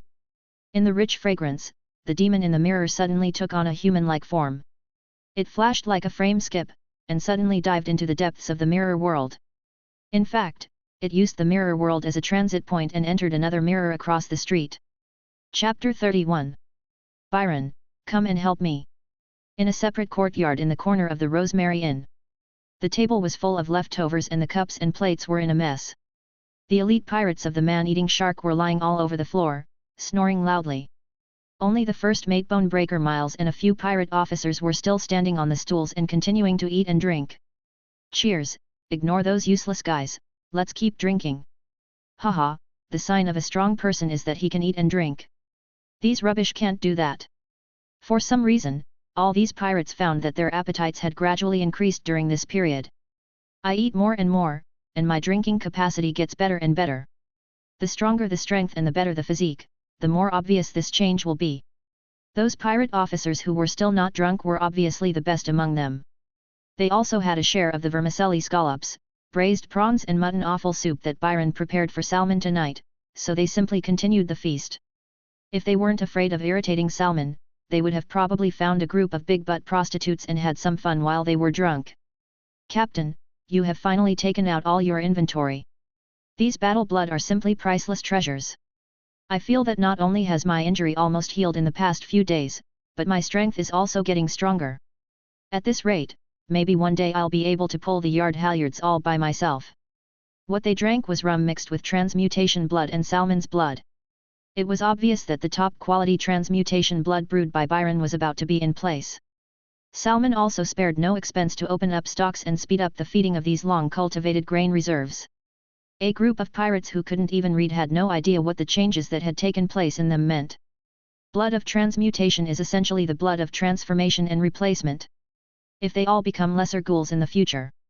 If they continue to eat people, they will be like those man-eating sharks haunted by the souls of the wronged, and will be deeply controlled by Salmon. The worst-off ones became reserve food for the ghouls, while the slightly better-off ones became guards who had no control over themselves. As they drank more, the bosun clinked his glass with the first mate Miles and said jokingly, "I heard that guy just presented the captain with a new sail modification blueprint." When he came out, he still had nothing in his hands and did not receive any reward from the captain.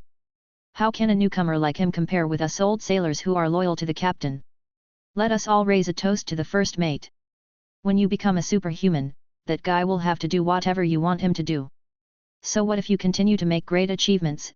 Isn't it true that he doesn't have a share of the blood wine that the captain gave as a reward? However, the dishes cooked by this kid are really delicious, and they go perfectly with this battle blood, ha ha ha ha. That's right, to our forever first mate. Those who can become pirate officers are not stupid, and they also know that if there is a leader with outstanding abilities, they may be able to make the pie bigger and make their followers rich. But they are the most qualified people on the ship to become supernormal.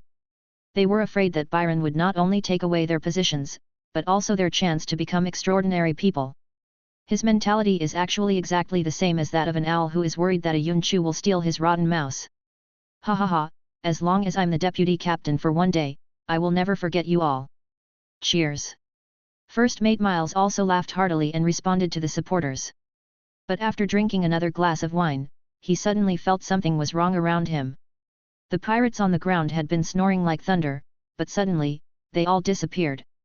When I turned my head to look, my attention was inexplicably attracted by the reflection of a wine glass on the ground.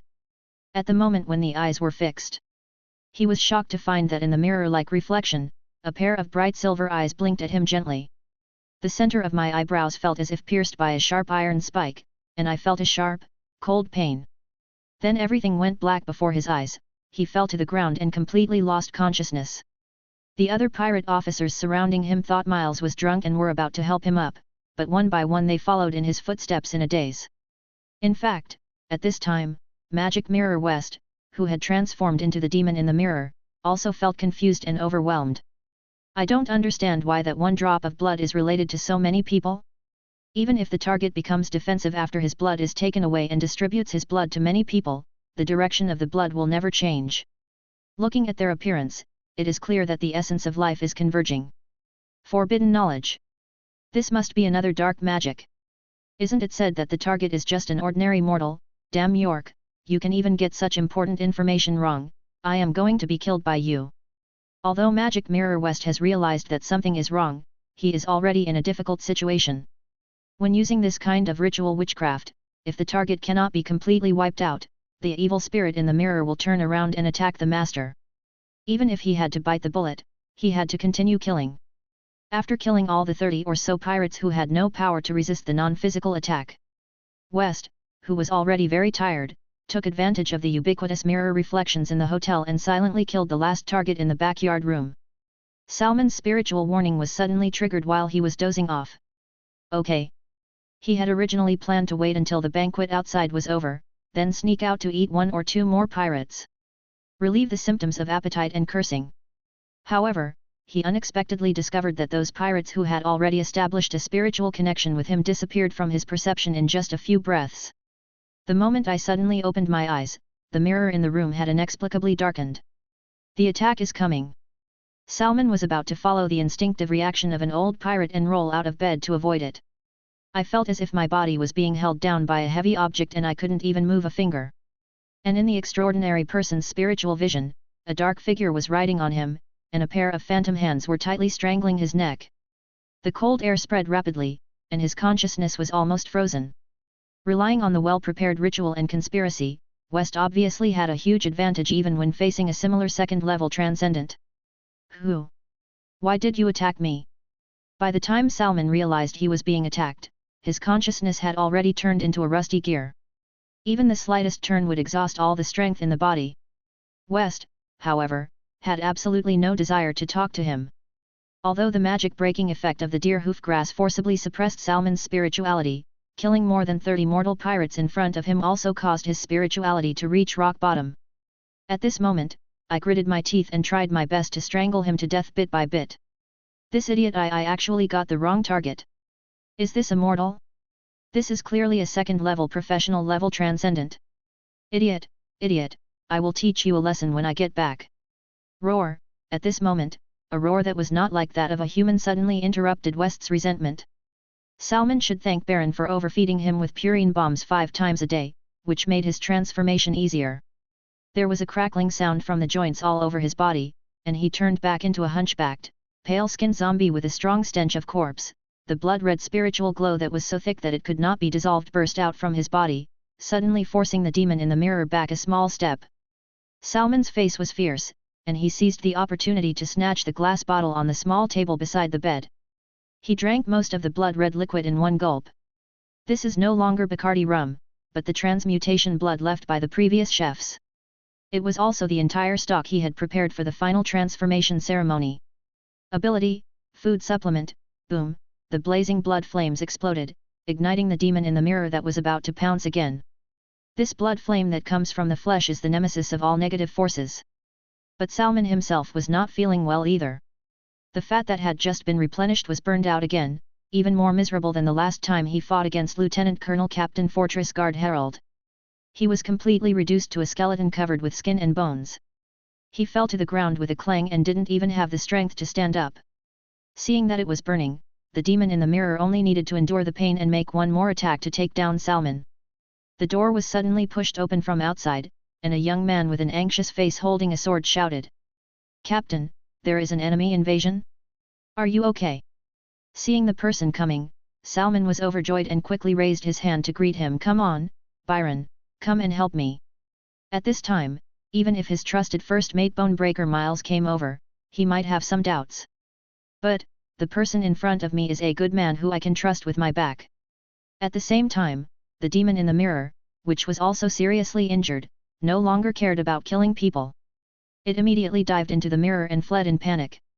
Chapter 32. Backstab. Bloody Ritual.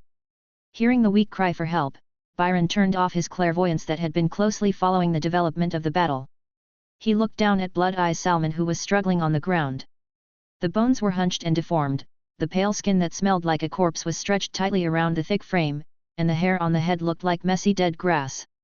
Moreover, due to Byron's continuous feeding during this period, the gout stones became several times larger than before, making him look even more hideous.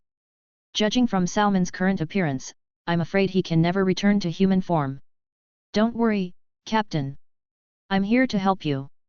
However, Byron was only slightly startled, then he stepped forward without hesitation to help his captain up from the ground and let him sit back on the bed. As if she didn't care at all about his miserable and horrible appearance at the moment. Salmon was deeply moved by this performance. This young man who always takes the overall situation into consideration is as reliable as ever. Even if I have a heart of stone, I would still wish to have such a loyal confidant. But after being attacked for no apparent reason, the after effects of my breaking the rules completely erupted, and my current condition is really bad. Only you, the best cook I have ever met, can save me. I'm really sorry, I can only eat you with full of guilt. Of course, the most valuable method is to first turn a person into transmutation blood and then use it. But now Salmon has no more time to wait. A bird in the hand is worth 2 in the bush. While Byron is off guard, it is most important to eat him alive to restore his blood and save his life. Since you have such a broad perspective, you should be willing to sacrifice yourself to save your captain, right? What he said was, "Byron, I know you are the most loyal to me on board. Don't worry, you arrived in time today and scared away the attacker, saving my life. I will never treat you unfairly in the future. From now on, we will be close brothers, and what's mine is yours. As he said this, a claw like an iron hook quietly reached out in the darkness towards Byron, who was supporting him.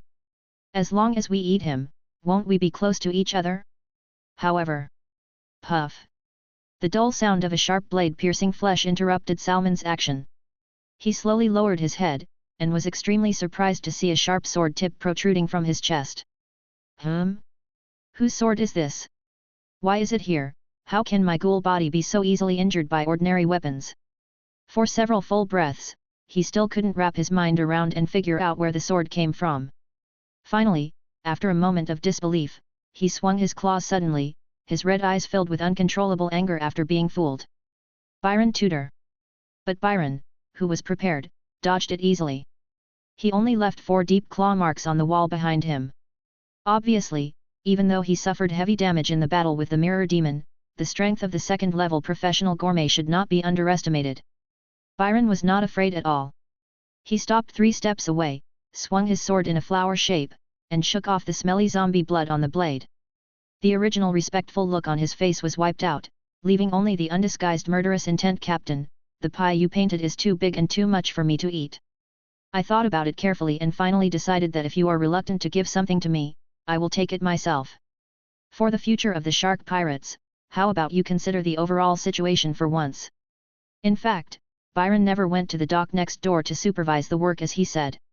Tonight, he drank cup after cup of coffee and tea and didn't fall asleep the whole time. After gathering those elite pirates together with a sumptuous banquet, he opened his clairvoyance in another yard and watched the movements here. He even made up his mind that if the person with ulterior motives secretly took away his blood, he would not act immediately. He endured for 3 days and 3 nights. In fact, a mortal was not taken seriously by the magic mirror West, who could not wait to start the fight that night. He also ran into Salmon and a group of pirates who were righteously protecting Byron from disaster, and both sides were beaten to a bloody pulp. It was not until Byron used his rich and extraordinary knowledge to confirm that both sides were truly defeated that he rushed out to pick the peaches. Faced with the seriously injured Salmon, he immediately seized this once-in-a-lifetime opportunity. Spirituality flickered in his eyes, and the storm seal ring on his hand reappeared. The storm dragon head surrounded by red roses on the ring surface glowed with a blue-green light, and he pressed it on his left chest right over his heart with his backhand. Zilla, as the smell of burning flesh spread, a dragon head emblem shared by all storm knights also appeared on Byron's skin. He endured the severe pain and shouted angrily, "Roar!" The bloody battle ceremony begins. Lighthouse Sequence Storm Knight Promotion Ceremony. 1. Survive a storm-level natural disaster. 2. Choose a motto and achieve spiritual sublimation through continuous practice. 3. Brand the emblem of the seal ring on your body and achieve sublimation in a bloody battle centered on plunder. And there is a certain probability of inheriting some abilities of the opponent in the blood battle. The target of Byron's plunder was none other than Captain Salmon Blood Eyes, who was extremely kind to him and often made promises to him. You deserve to die. Salmon was just about to muster up his last bit of strength to kill Byron. An unprecedented feeling of weakness suddenly came over me, and I almost stepped on empty air and fell to the ground. As he gasped for breath, blood foam continued to fly out of his mouth and nose. It seemed as if what had just pierced his heart and lungs was not an ordinary sword, but a strange weapon with extraordinary power. The second entry is a serious concern. The closer you are to your trusted character, the stronger the ability bonus you will get when you launch a backstab attack on your superior. Moreover, they are the underdogs who are against their superiors and are not subject to punishment by the laws within the system. The 10 Commandments of Pirates, Iron Law of the King, and Silver Law will all consider it legal.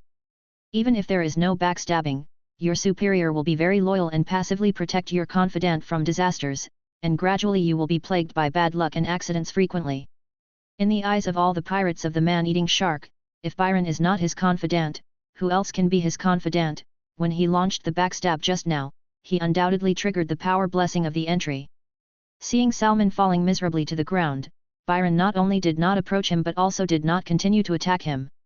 Instead, he sheathed his half-sword and retreated 7 steps away. Ha! Take my sword slash! As he spoke, he reached out and pulled out 2 flintlock pistols from the belt on his chest. It was the spoils he had snatched from the naval captain using chili powder. When Salmon first heard the phrase "eat me and cut me with your sword," he thought he had a good idea. When he saw this, his pair of blood-red pupils suddenly contracted, and he used all his limbs to pounce on Byron like a wild beast. Stop! Obviously, despite his serious injuries, he still retained the final striking power of a professional-level gourmet.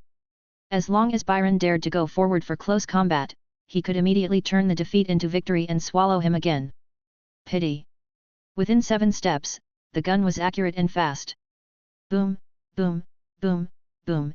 After firing both guns, he continued to pull out his guns and shoot again, 2 in front and 2 in the back. A total of 4 hot lines of fire penetrated Salmon's head and chest. With the help of the entry Great Trouble, he was able to use ordinary firearms to produce an effect that exceeded that of magic weapons. Bang! Salmon fell heavily to the ground, between life and death. I seemed to see the chef in front of me change into a different person and breathe his last breath. Liar! This isn't swordplay. And you're not that chef. At the same time Salmon died, a ray of blood-colored light was drawn out of his body and instantly sank into the dragon head mark on Byron's chest. Call! A strong spiritual wind blew, making Byron's clothes rustle. The silver law like a giant net above his head reappeared, the blood battle ceremony was victorious, and his extraordinary inauguration officially began. Chapter 33, Inauguration, Storm Night. At this moment, Byron closed his eyes following the guidance of the Ascension ceremony and re-entered the spiritual world of spiritual awakening. It turned back into the amphibious reptile that had just rushed to the surface from the deep sea and saw the vast world. Clang, clang, clang, accompanied by grand and distant bells. The vast spiritual light condensed into various majestic and historical buildings in the network of laws in front of him.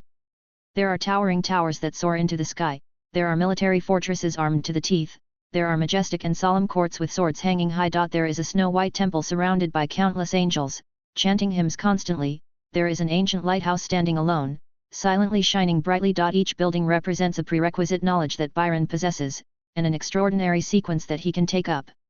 From here, more than a dozen large and small pure white light avenues extend out the stairs of glory. A glance across the undulating sea surface. They are Storm Knight, Pirate, Paladin, Fortress Guard, Navigator and Navigator. The images of extraordinary professions such as artillery expert, musketeer, lawyer, naturalist, etc. Byron, who had already made his decision, was not dazzled by the various other professions. He shouted Storm Knight. The storm dragon head mark on his chest instantly shot out an anchor of light, which firmly hooked onto the glory staircase representing the lighthouse sequence, allowing him to step on it. In an instant, Byron felt himself being dragged into the air by a powerful force. Sublimation. But then everything in front of me was obscured by the dark storm and dark clouds, and my ears were filled with the sound of strong winds and huge waves. Wow! The body transformed from the soul was swaying in the storm, as if it would be swept back into the sea by the surging waves. Just at this time, solemn oaths filled with iron and blood rang in Byron's ears. While helping him to stabilize his mind, he also wanted to change his ambitions and pull him completely into his camp. Faced with a powerful enemy, I am fearless. Brave and loyal, worthy of the Holy Father. Honest and outspoken, I would rather die than lie. Protecting the weak is the law of nature. Humility, honesty, mercy, courage, justice, sacrifice, honor, faith. I will be kind to the weak, I will be courageous in the face of the strong, I will stand up to the sinner without reserve, I will fight for those who cannot fight, I will help those who need my help, I will not harm women or children. Byron immediately realized that if he wanted to survive the storm, he would have to go through a test of his soul. The night path he chose originated from the paladins of the church. This is a spiritual practice centered on vows. Similar to the Vinaya school in Byron's previous life, the stricter the precepts are observed, the stronger the power will be. Once the oath is broken, the power will decline rapidly. The reason why the paladins of the church can stand at the top of all knights is because they strictly abide by all virtues and precepts, but it also means that they must stay away from the secular world and begin a life of asceticism without desires or demands. Otherwise, there will be a violent conflict between ideals and reality, and one will become schizophrenic before growing up. Byron once fantasized about what would happen if one day he suddenly possessed powerful strength that ordinary people do not have. Will he become a Superman who upholds justice, or a patriarch who does whatever he wants? If you ask yourself honestly, he will definitely not become a Superman like the Virgin Mary who can be pointed a gun at the head by mortals, because his moral level is simply not that high. But he would not become a crazy ancestor who did whatever he wanted. Even though he had been beaten by life in his past and present lives, he always kept a bottom line in his heart. When power is out of control, the first person to be bitten back is yourself. This is also why all extraordinary people must abide by the motto and stick to a bottom line: the best thing is what suits you and that you can follow for the rest of your life. I don't want to be an ascetic who has left the secular world, so I don't choose the 8 virtues and the Paladin's oath. Nor did he choose ambiguous justice like other noble knights. Instead, he used all his strength to shout out the Lancaster family motto. I am the vanguard.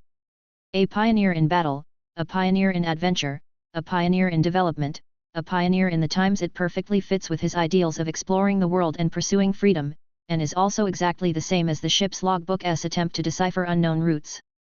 Then, the shouts of those knights were all replaced by the voices of I am the vanguard. That is the mark left by every ancestor of the Lancaster family in the Silver Law. Among them are many high-sequence legendary knights and crowned kings, who are no weaker than those orthodox knights' mottos. Call out, the power of the proverb became real, carrying Byron up rapidly, breaking through the storm in front of them in the blink of an eye. When he came to his senses, he found himself in a small lighthouse built on a reef by the sea. There was an endless dark ocean beneath my feet. The reef is narrow and the lighthouse is not high, but the light on the top of the tower is exceptionally bright, illuminating the sea surface for several kilometers in radius. That was actually Byron's own spiritual radiance. After officially taking office, as a transcendent of the lighthouse sequence, he finally obtained a lighthouse of his own, and was qualified to illuminate others. Under the illumination of the light, he clearly saw many translucent light anchor chains extending from his chest. That represents all of Byron Lancaster's close relationships, all of his anchors in the world.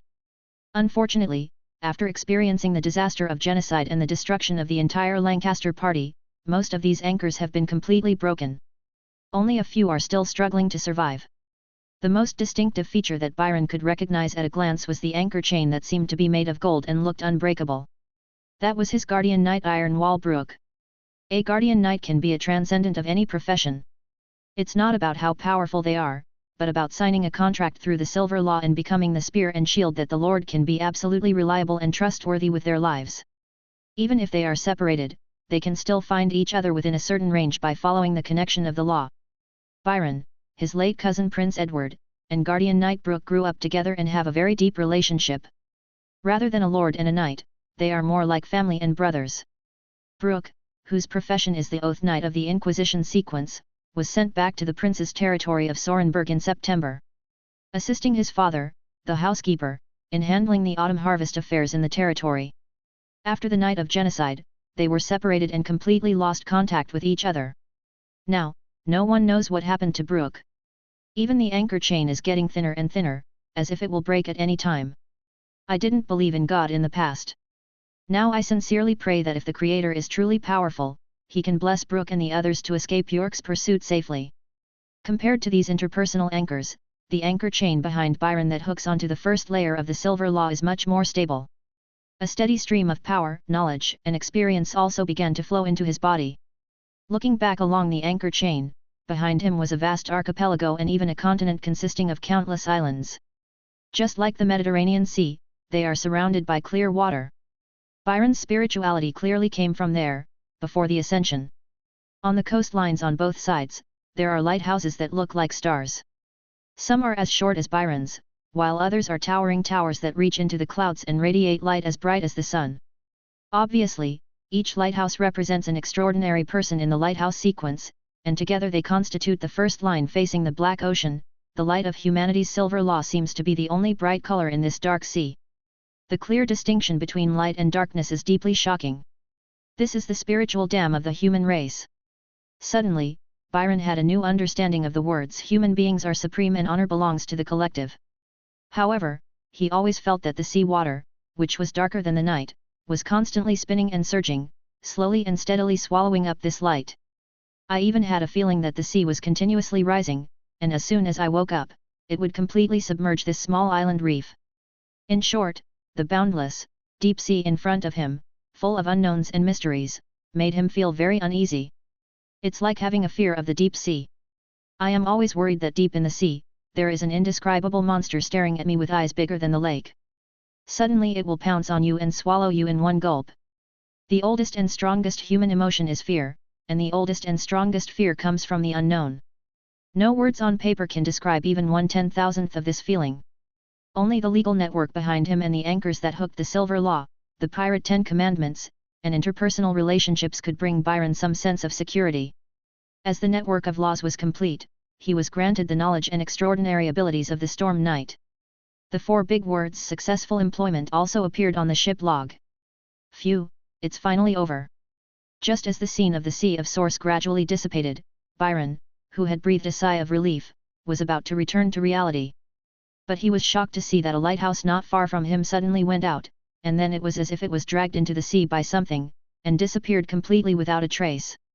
The dark blue ink at the end of the ship's log suddenly turned into a shocking dark blood color. A sharp warning was given to him. Remember, the flood in this world has never receded, so you must tie your anchor tightly. Chapter 34, Abilities Beyond Sequence. When the promotion ceremony ended and Byron's consciousness returned to reality, there was still deep fear and panic in his blue eyes. What happened to the lighthouse that just disappeared? Why do I feel like I've seen it before? It always feels like that night. At the same time, the log secret, Shadow of the Red and White Rose War, historical influence 31%, decipherability 12%.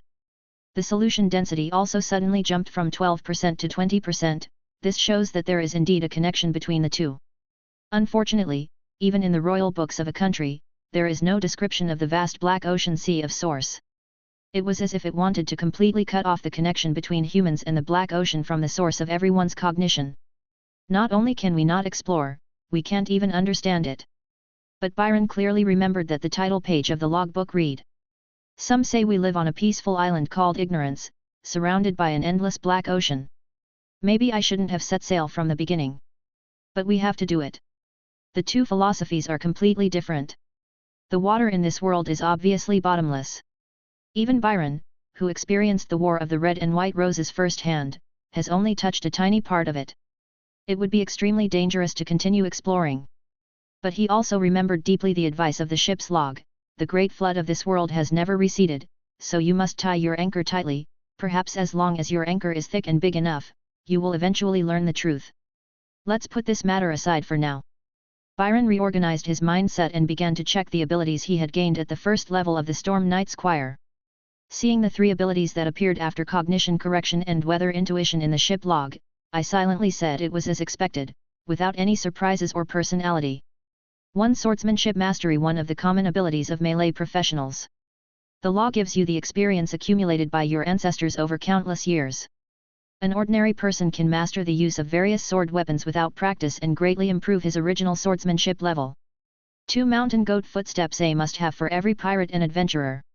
Even after freeing his hands, he could still move between the rigging and the mast as if it were flat ground, leaping 10 meters horizontally and 3 meters vertically. No matter how you turn and move, you will not fall off the mast that is dozens of meters high. 3. Riding, a unique ability for all knight classes. It embodies all the riding experience of our ancestors and can skillfully ride a horse, drive a car, or even any other means of transportation. The riding ability obtained by Storm Rider focuses more on controlling the sea breeze, which can make people who have never touched a sailboat become a master of sailing in an instant. Silver Law connects the spirituality of all human beings throughout the ages. In the 7 layers of the law network, from shallow to deep, lies all the history, knowledge, and even the experiences that can only be understood but not expressed in words of the human race. The human race has been able to stand out after millions of years of evolution, so naturally it has many innate extraordinary abilities. The initial abilities of a first-level attendant mainly come from 3 aspects. The first is the brain. Among the corresponding series of abilities, the most representative one is the extensive knowledge and strong memory of the non-combat scholars in the tower sequence. Once awakened, you will instantly remember everything you see, and can even share a public database with others. The second is endurance. We dare not say that humans are the kings of endurance, but they can definitely be called the strong in endurance, second only to sled dogs and mules among ordinary animals. The evolution of extraordinary endurance, stone will, etc. can enable people to possess extraordinary endurance. The third is flexible hands and joints. Even though cats and weasels are very flexible, they cannot touch their backs with their paws, but humans can do this easily. We can even touch our belly buttons with our backhands. The 5-finger grasping ability is unique in the world, and it can perform fine movements best, use tools, and thread a needle. It evolved into a series of abilities including swordsmanship mastery, military weapon mastery, riding, mountain goat footsteps, etc. Most of these abilities are passive abilities that are not flashy or fantastic at all, and their power is very ordinary. Even the initial capabilities of each sequence are basically fixed. From the moment you step onto the first step of the stairs of glory, you can see the end at a glance. Storm Knight. This profession is a superior profession derived from pirates, which is equivalent to a combination of pirates in the ocean and knights on land. It combines the advantages of both and has its own characteristics. In the squire stage, the 3 abilities of swordsmanship mastery, mountain goat footsteps, and riding allow him to easily become a leader in sea battles. But he is no different from other storm knights and has no personality. To be honest, Byron actually really wanted that extraordinary endurance, it was extraordinary stamina. However, compared to the universal templates of others, I have a 4th unique ability. Don't forget that Byron achieved sublimation in a bloody ritual centered on plunder. What was taken away was not only Salmon's pirate ship, crew, treasure, and rare objects, but also one of his extraordinary powers. Perhaps it was the combined effect of heartache and ritual. What Byron took away from Salmon was not the basic ability of gourmet at the squire level. Anyway, apart from the 2nd level food supplement, he doesn't care about the rest. Rather, it is the forbidden knowledge of the Blood Brew series, the ritual witchcraft of brewing transmutation blood holy grail. Even the modified man-eating sharks in the sea were inherited. There is absolutely no problem with Storm Knight's frontal combat capability, and it ranks among the best in the major sequences that make up the Ladder of Glory. However, the auxiliary ability is obviously much worse. Moreover, no matter how powerful the extraordinary people of the Orthodox Ladder of Glory are, they are only improving on the spiritual level and cannot escape the shackles of the Silver Law. The essence of human beings will never change, and the level of life will be upgraded. People will age, die, and get sick. If it weren't for his uncle, Mad King Henry VI, he would have inherited intermittent mental illness from his maternal grandfather, King Charles VI of the Irish Kingdom. The York family also had no chance to rebel. For these problems, the forbidden knowledge that is not included in the Silver Law can solve them all. It's just that Byron was afraid of the price he would have to pay to learn forbidden knowledge. Even though I have already bought the raw materials, I have been hesitating whether to start brewing blood brew. Now that this black magic has been seized through a formal promotion ceremony, it is equivalent to incorporating part of it into the system of the Silver Law. With the law to share, the cost of using this power in rituals must be greatly reduced. Of course, taboo knowledge is taboo knowledge after all, and it will still be subject to strict restrictions. It can only be Byron's. Unlike other regular abilities, when another Storm Knight takes office, it is possible to gain the skills and experience of his predecessors from the Silver Law. Hereby, Byron's abilities in all aspects were comprehensively strengthened. The protection of Storm Seal Ring was activated simultaneously, and he no longer had to worry about being caught by any prophecy. After fleeing for many days, he finally had the capital to settle down. It's not over yet. Byron took out a piece of white cloth from his pocket, which also had some blood stains on it. That was the blood left on the blade of the finger sword by the monkey finger when he was fighting with the assassin. Since he was targeting me from the beginning, it would help me a lot even if it was an accident. Now we must strike him dead while he is still ill and eradicate the problem completely. Chapter 35. Bloody Mary, Rooting Out. Salmon's body was thrown aside casually, and various ingredients for preparing blood brew were placed on the table in different categories. The most conspicuous position is a silver shaker and a glass bottle with about 1/10 of red liquid remaining. Byron now has no time to personally perform the ceremony to brew the transmuted blood holy grail. There is no intention to capture a live chef and feed him to Bloody Mary's recipe. Fortunately, Salmon still had some stock left, enough for him to mix a cup of Bloody Mary to consult evil spirits. Byron repeatedly confirmed the mixing steps in his mind, took a deep breath, and grabbed the cocktail shaker on the table. Add 6 drops of transmutation blood, 15 ml of pure virgin blood, and 15 ml of vodka that has been cellared for more than 3 years. The silver shaker flew up and down in Byron's hands. While shaking the cocktail shaker, he used the techniques he learned from the gourmet recipes to carefully blend the spirituality and stimulate the materiality. Until 2 minutes later. Only when he felt the faint joy of a chick breaking out of its shell coming from the cocktail shaker did he open the lid and pour the liquor into a glass goblet. Sprinkle with appropriate amount of black pepper and salt, place a lemon wedge on the rim of the cup and a celery stick in the cup. Phew, I succeeded on the first try. Even as a servant, he has reached or even exceeded the limits of mortals in all aspects. Byron relied on the precise control of his hands and copied the simple cup of blood brew perfectly. If a woman drinks this glass of wine, she will not show any signs of aging in the next year. If you drink 1 cup every year thereafter, theoretically you can stay young forever. Just a small cocktail is enough to make many upper-class ladies crazy. This is the power of forbidden knowledge to break the rules of matter. Of course, Byron had no interest in using it to please any noble lady, but instead carefully placed it in front of the glass mirror in the room. Pressed on the white cloth stained with the finger monkey's blood. He will use this glass of wine to perform a ritual, summoning the evil spirit named Bloody Mary and asking it for divination. Light a white candle on each side of the mirror, close your eyes and enter a meditative state, silently calling its name from the bottom of your heart, Bloody Mary. After repeating this 3 times, I suddenly felt the temperature in the room rising rapidly, and even breathing was a bit painful.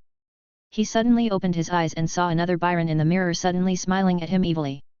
As a raging fire burned in the mirror, his skin and flesh were charred and peeled off, and finally another figure stretched out from his body. Her long black hair fluttered in the air, and her 2 gem-like blood-red eyes glowed with a captivating and charming light. The fiery red dress was like flowing flames, wrapping around her slender body like white jade, and the whole person looked like a leaping fire spirit. I have to say, this is a woman who is as deadly as poison. The heat in the room disappeared, replaced by a biting cold. Looking at Byron in front of her through the mirror, the woman smiled charmingly.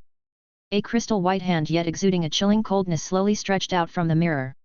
It was obvious that she was ready to hold his hand and do something very happy together. Crack! The storm seal ring on Byron's hand suddenly lit up with a circle of blue-green electric light. Bloody Mary immediately pulled her hand back as if she had been electrocuted, and a charred spot appeared on her hand after just a moment of contact. Obviously, forbidden knowledge not only has side effects, but is also full of unknown risks during use. There is a detailed record of this evil spirit in Bloody Mary's gourmet recipes. She was a noble lady during her lifetime, and her fame spread throughout the old world. Countless men died in duels for her, and even the king was attracted by her. It is said that she was still stunningly beautiful in her 60s. But her secret to maintaining her beauty is horrifying the blood of young girls. Relying on a kind of forbidden knowledge, she killed thousands of girls in her lifetime and bathed in their blood to maintain her own weird charm. It is said that she even drank the blood of young girls to cleanse the impurities in her body. Eventually his crime was exposed and he was burned to death in the castle's bathroom by a group of brave knights. There is no doubt that Bloody Mary has become a brutal and bloodthirsty evil spirit at this time, and the possibility of attacking the summoner is far greater than providing help. It is recommended to wear a blessed amulet and take adequate protective measures before summoning. Byron didn't need to bother. Storm Signet Ring effect, immune to prophecy-like abilities, immune to curses, and shielded from clairvoyance. This is also Byron's greatest reliance on summoning an evil spirit without hesitation, even though he knew that forbidden knowledge was very dangerous. Her real body is not here, so she can only harm people through curses. Bloody Mary, tell me, where is the owner of the blood? After suffering a loss, Bloody Mary's hand obediently picked up the wine glass filled with blood, and drank it all with a very aggrieved look on her face.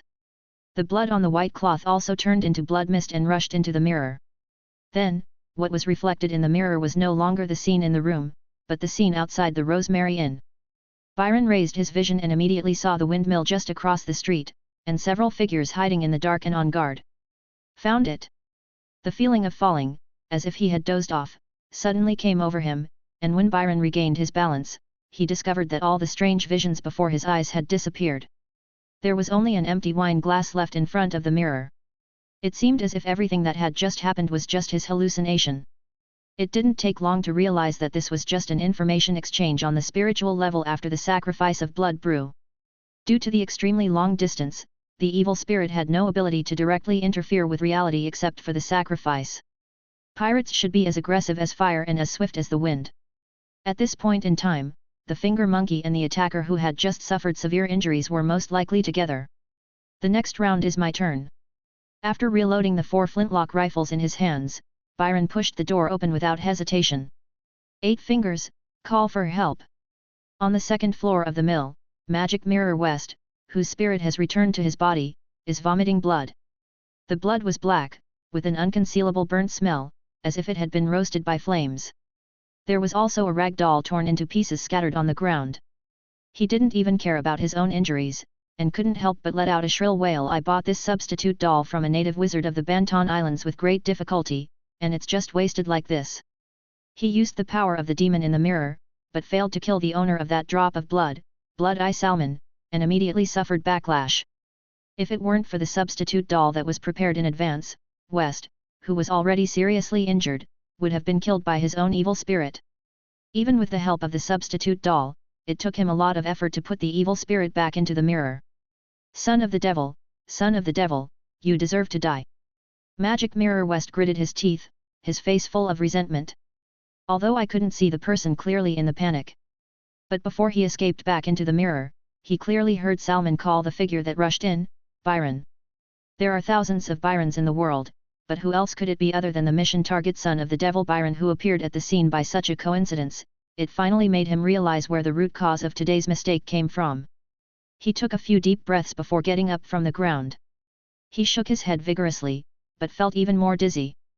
His spirituality was severely damaged. Now, let alone using his extraordinary abilities, even his senses were extremely dull. Now is not the time for revenge, but I, Magic Mirror West, swear that sooner or later I will make you die miserably. This cautious pirate captain still had his sanity.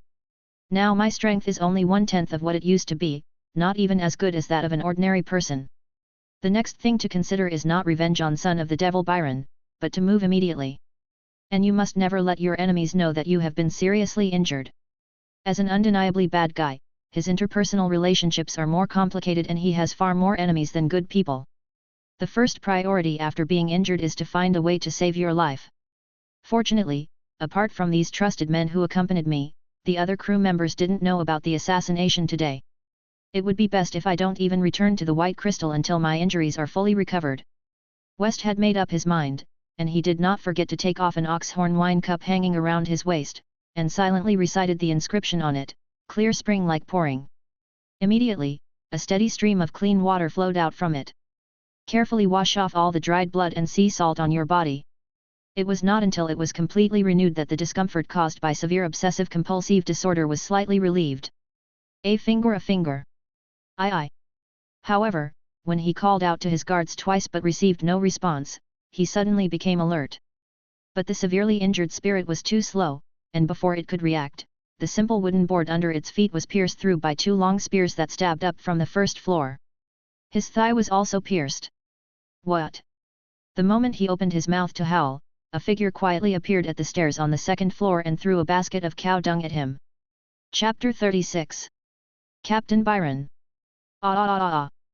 Byron, who was quietly lying in ambush under the window and rushed to the second floor at the speed of a mountain goat, couldn't help but scratch his ears with his little finger.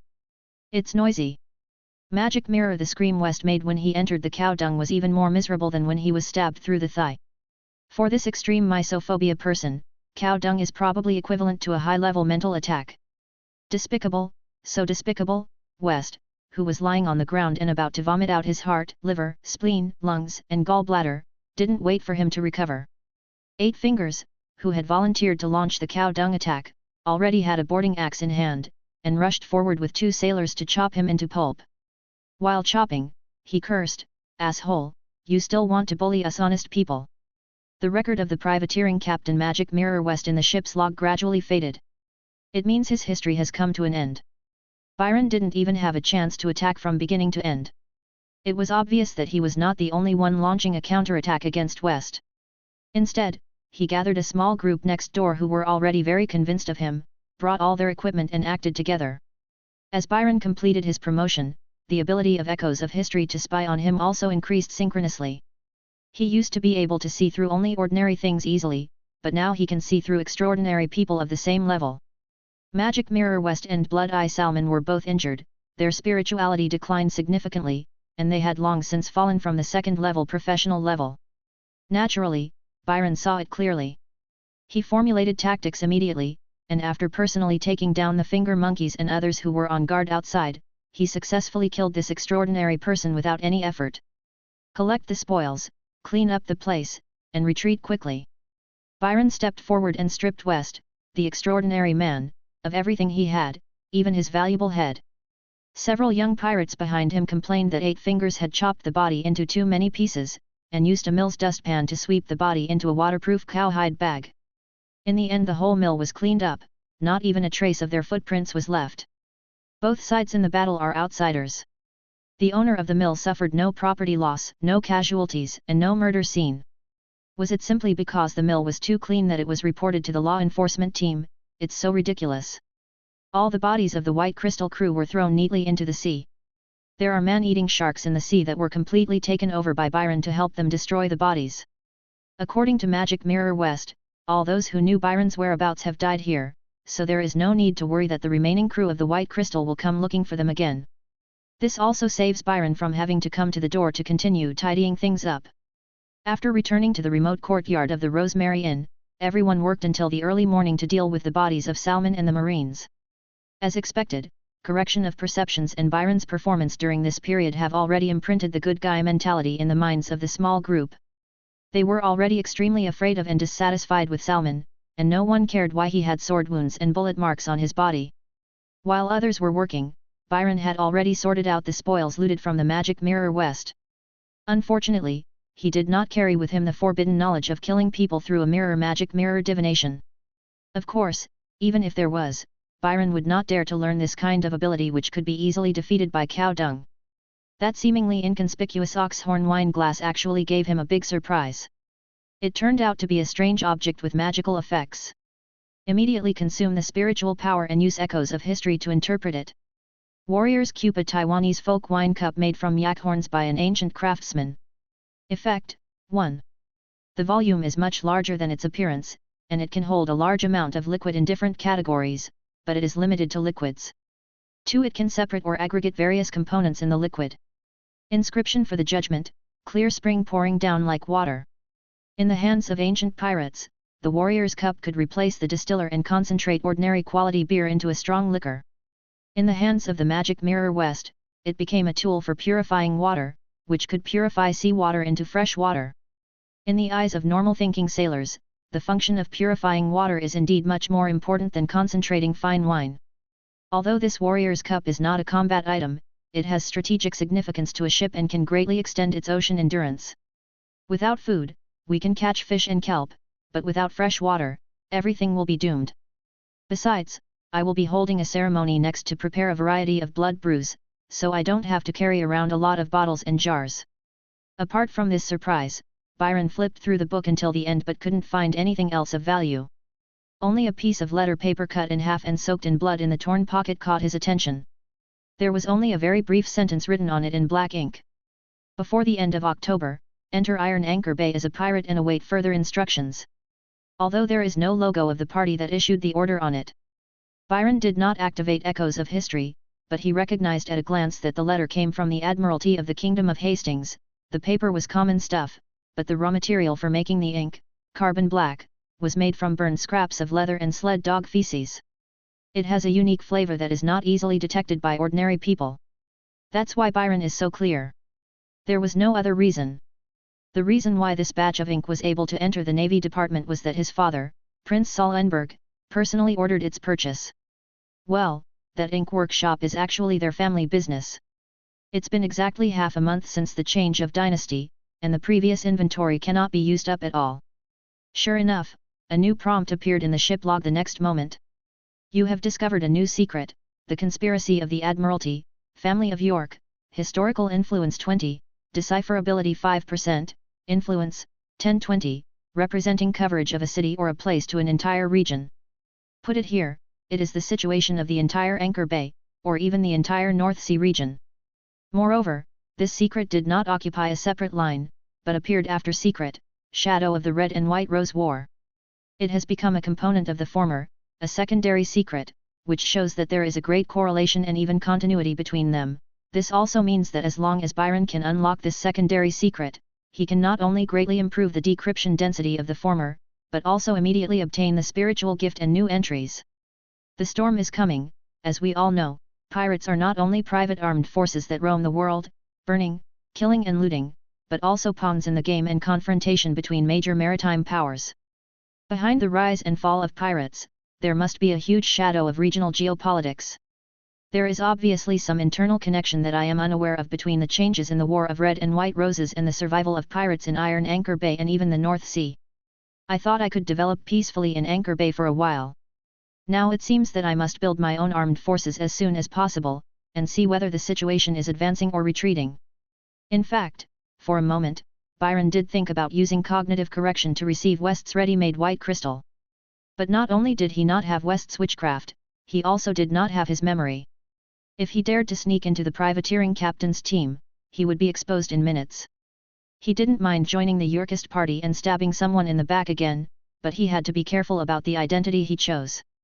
He suppressed his surging thoughts and raised his head again, and unexpectedly found that the dozen or so crew members who had finished their work had all come to him. At the front were the carpenter Hans and his son, the blood-soaked Eight Fingers, and the trainee navigators Thomas and Perry who had stabbed the magic mirror West in the vitals with a spear. Byron could call out the names of everyone who came after him. They did not drink the transmutation blood prepared by Salmon like the Marines who were madly pursuing supernatural powers. Fortunately, he escaped the massacre by the demon in the mirror. As the acting navigator, Byron naturally became the highest-ranking pirate officer on the man-eating shark. At this moment, more than a dozen pairs of eager eyes looked at Byron, whose strength, knowledge, prestige, and character were all undisputed. After the assassination of Captain Salmon, they urgently need to deal with a most pressing issue. Captain Byron. Eight Fingers, with a fanatical look on his face, suddenly raised his hands and shouted. Then, without any suspense or lingering feelings for Salmon, everyone shouted in unison. Captain Byron. Byron. Byron. Starting with the number 1 lackey, followed by Little Hans, the rest of the people nominated Byron as the new captain of the man-eating shark. Old Hans also solemnly handed the 10 commandments of pirates that he found in Salmon's bedroom to him. It symbolizes that the supreme power of the pirate ship has been completely transferred. Thus, Byron finally got a new title besides the fugitive and the last Lancaster pirate captain. Chapter 37, The Golden Deer and the Team. What is the most important thing for a pirate captain? The answer is of course a boat. Without a ship, even the most elite pirates will be unable to move forward. Faced with the imminent crisis in Anchor Bay, Byron absolutely needs an excellent warship whether he is fighting or fleeing. The death of Salmon and a group of pirates did not affect the repair progress of the man-eating shark at all. Apart from paying the money, they couldn't do much to help. After Byron hastily held a pirate funeral for Salmon and the others, in fact, they all went into the stomach of the man-eating shark as soon as they were thrown into the sea. I spent most of the day with old Hans discussing renovation details and supervising construction progress. Other people's affairs suddenly become your own affairs, and the degree of concern you take in them is naturally no longer the same. Although the most unique V-shaped bottom of the brigantine is difficult to modify, there is absolutely no problem with the horizontal, vertical, and horizontal arrangement of sails, and the armament should also be further strengthened. The new owner of the ship, Captain Byron, plans to make additional investments to renovate the man-eating shark from the inside out. Not only that, he felt that this pirate ship had been left with too many negative marks by the previous school captain. In order to make a complete break with the ship's past disgraceful history, Byron gave the man-eating shark a new name, the Golden Hind. It was also the first sailing ship in Byron's previous life whose captain was able to complete the feat of sailing around the world alive. In fact, not only the title of the extraordinary people deeply rooted in people's hearts contains power, the names of many warships also carry extraordinary power.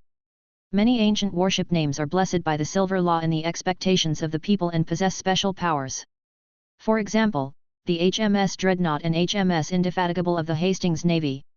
No one knows how many times they have been rebuilt, but they always have the same name. And every time we rebuild we will get stronger and stronger. This shows Byron's ambition for the new ship. Of course, his journey to becoming a captain has just begun. The Golden Deer is just a transition, and his ambitions go far beyond that. Figureheads of exotic warships, battleships, heavy cruisers, exotic warships, ghost ships, contracted sea monsters, and legendary warships. There are so many powerful warships on this ocean. He wanted every one of them. The new Pirate 10 Commandments are also completed. In Byron's room, he slowly removed his hand from a brand new piece of parchment, and the power of the law flashed slightly and penetrated into it.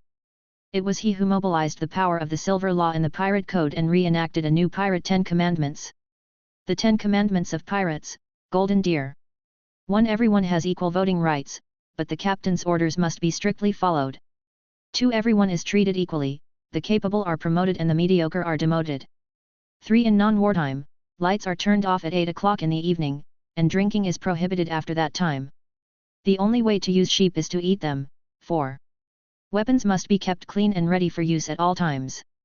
5. Women are not allowed to join the team.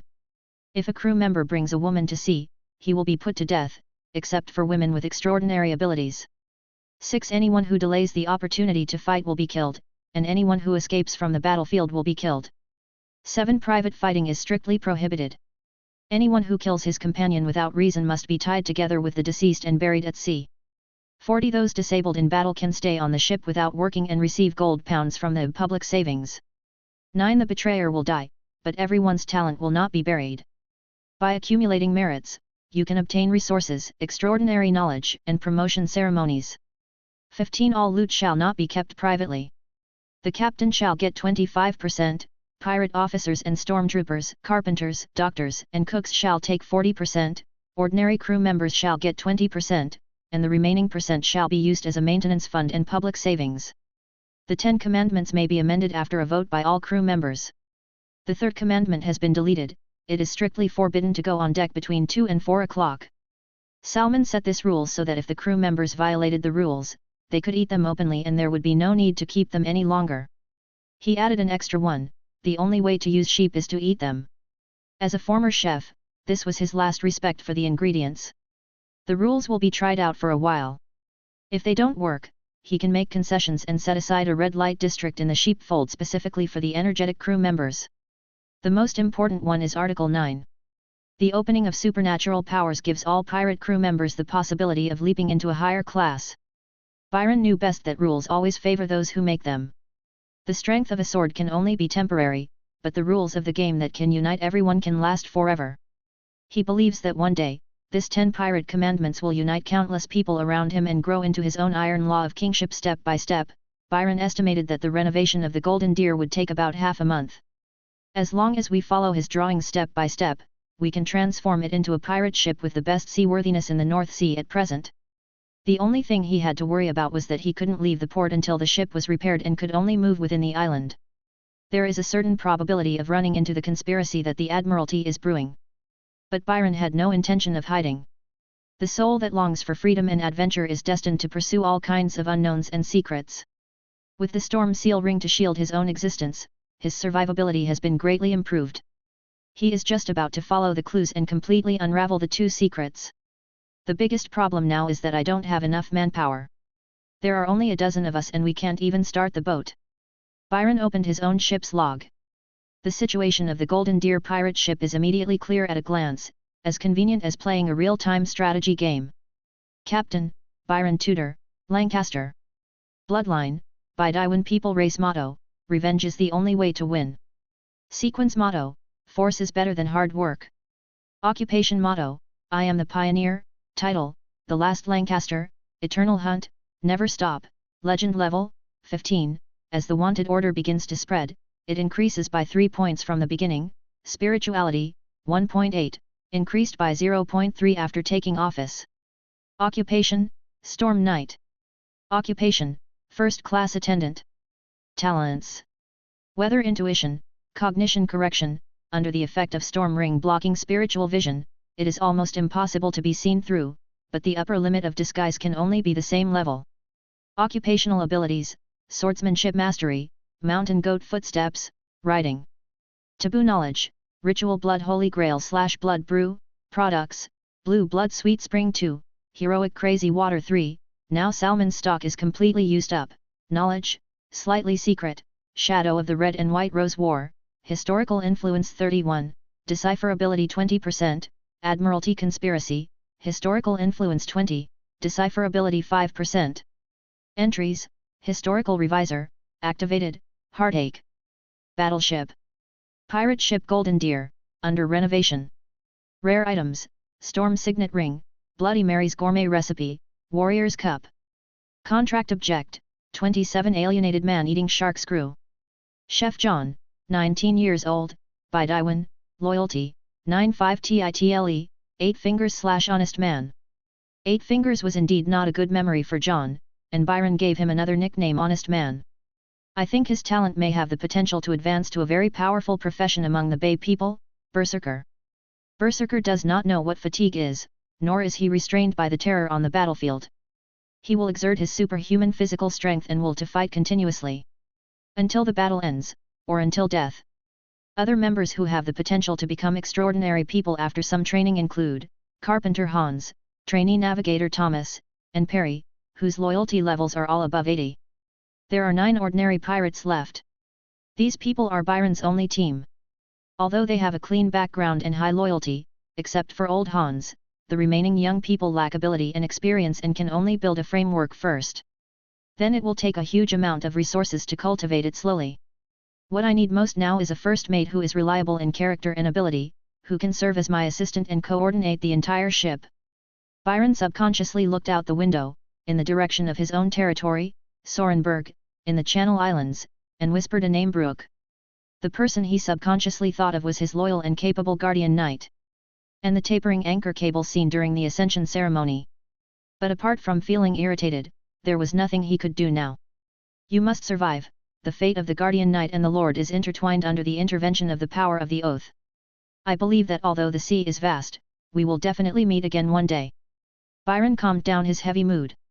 He then issued his first external order after taking office as captain. Recruiting new members. Chapter 38, Recruiting Talents, Gus the Assassin. Anchor Bay, Sailor, and Cat Bar.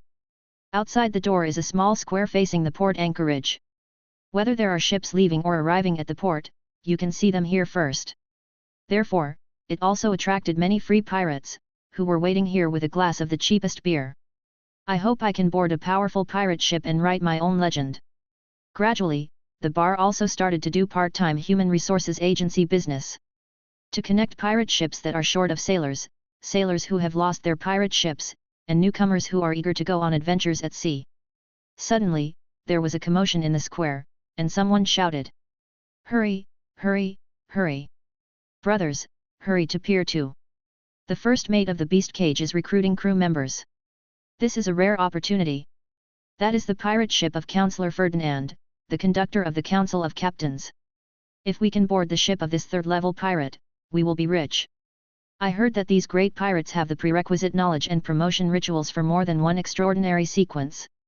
Not only is there a lot of money, but there is also the opportunity to become extraordinary. We are not talented in one sequence, but maybe we are good at another one. Wait for me, I'll go too. I'll go as well. The pirates who thought they were quite capable drank the cheap beer in their cups in one gulp to cheer themselves up, then patted their butts and rushed out. Soon Pier 2 was crowded with people.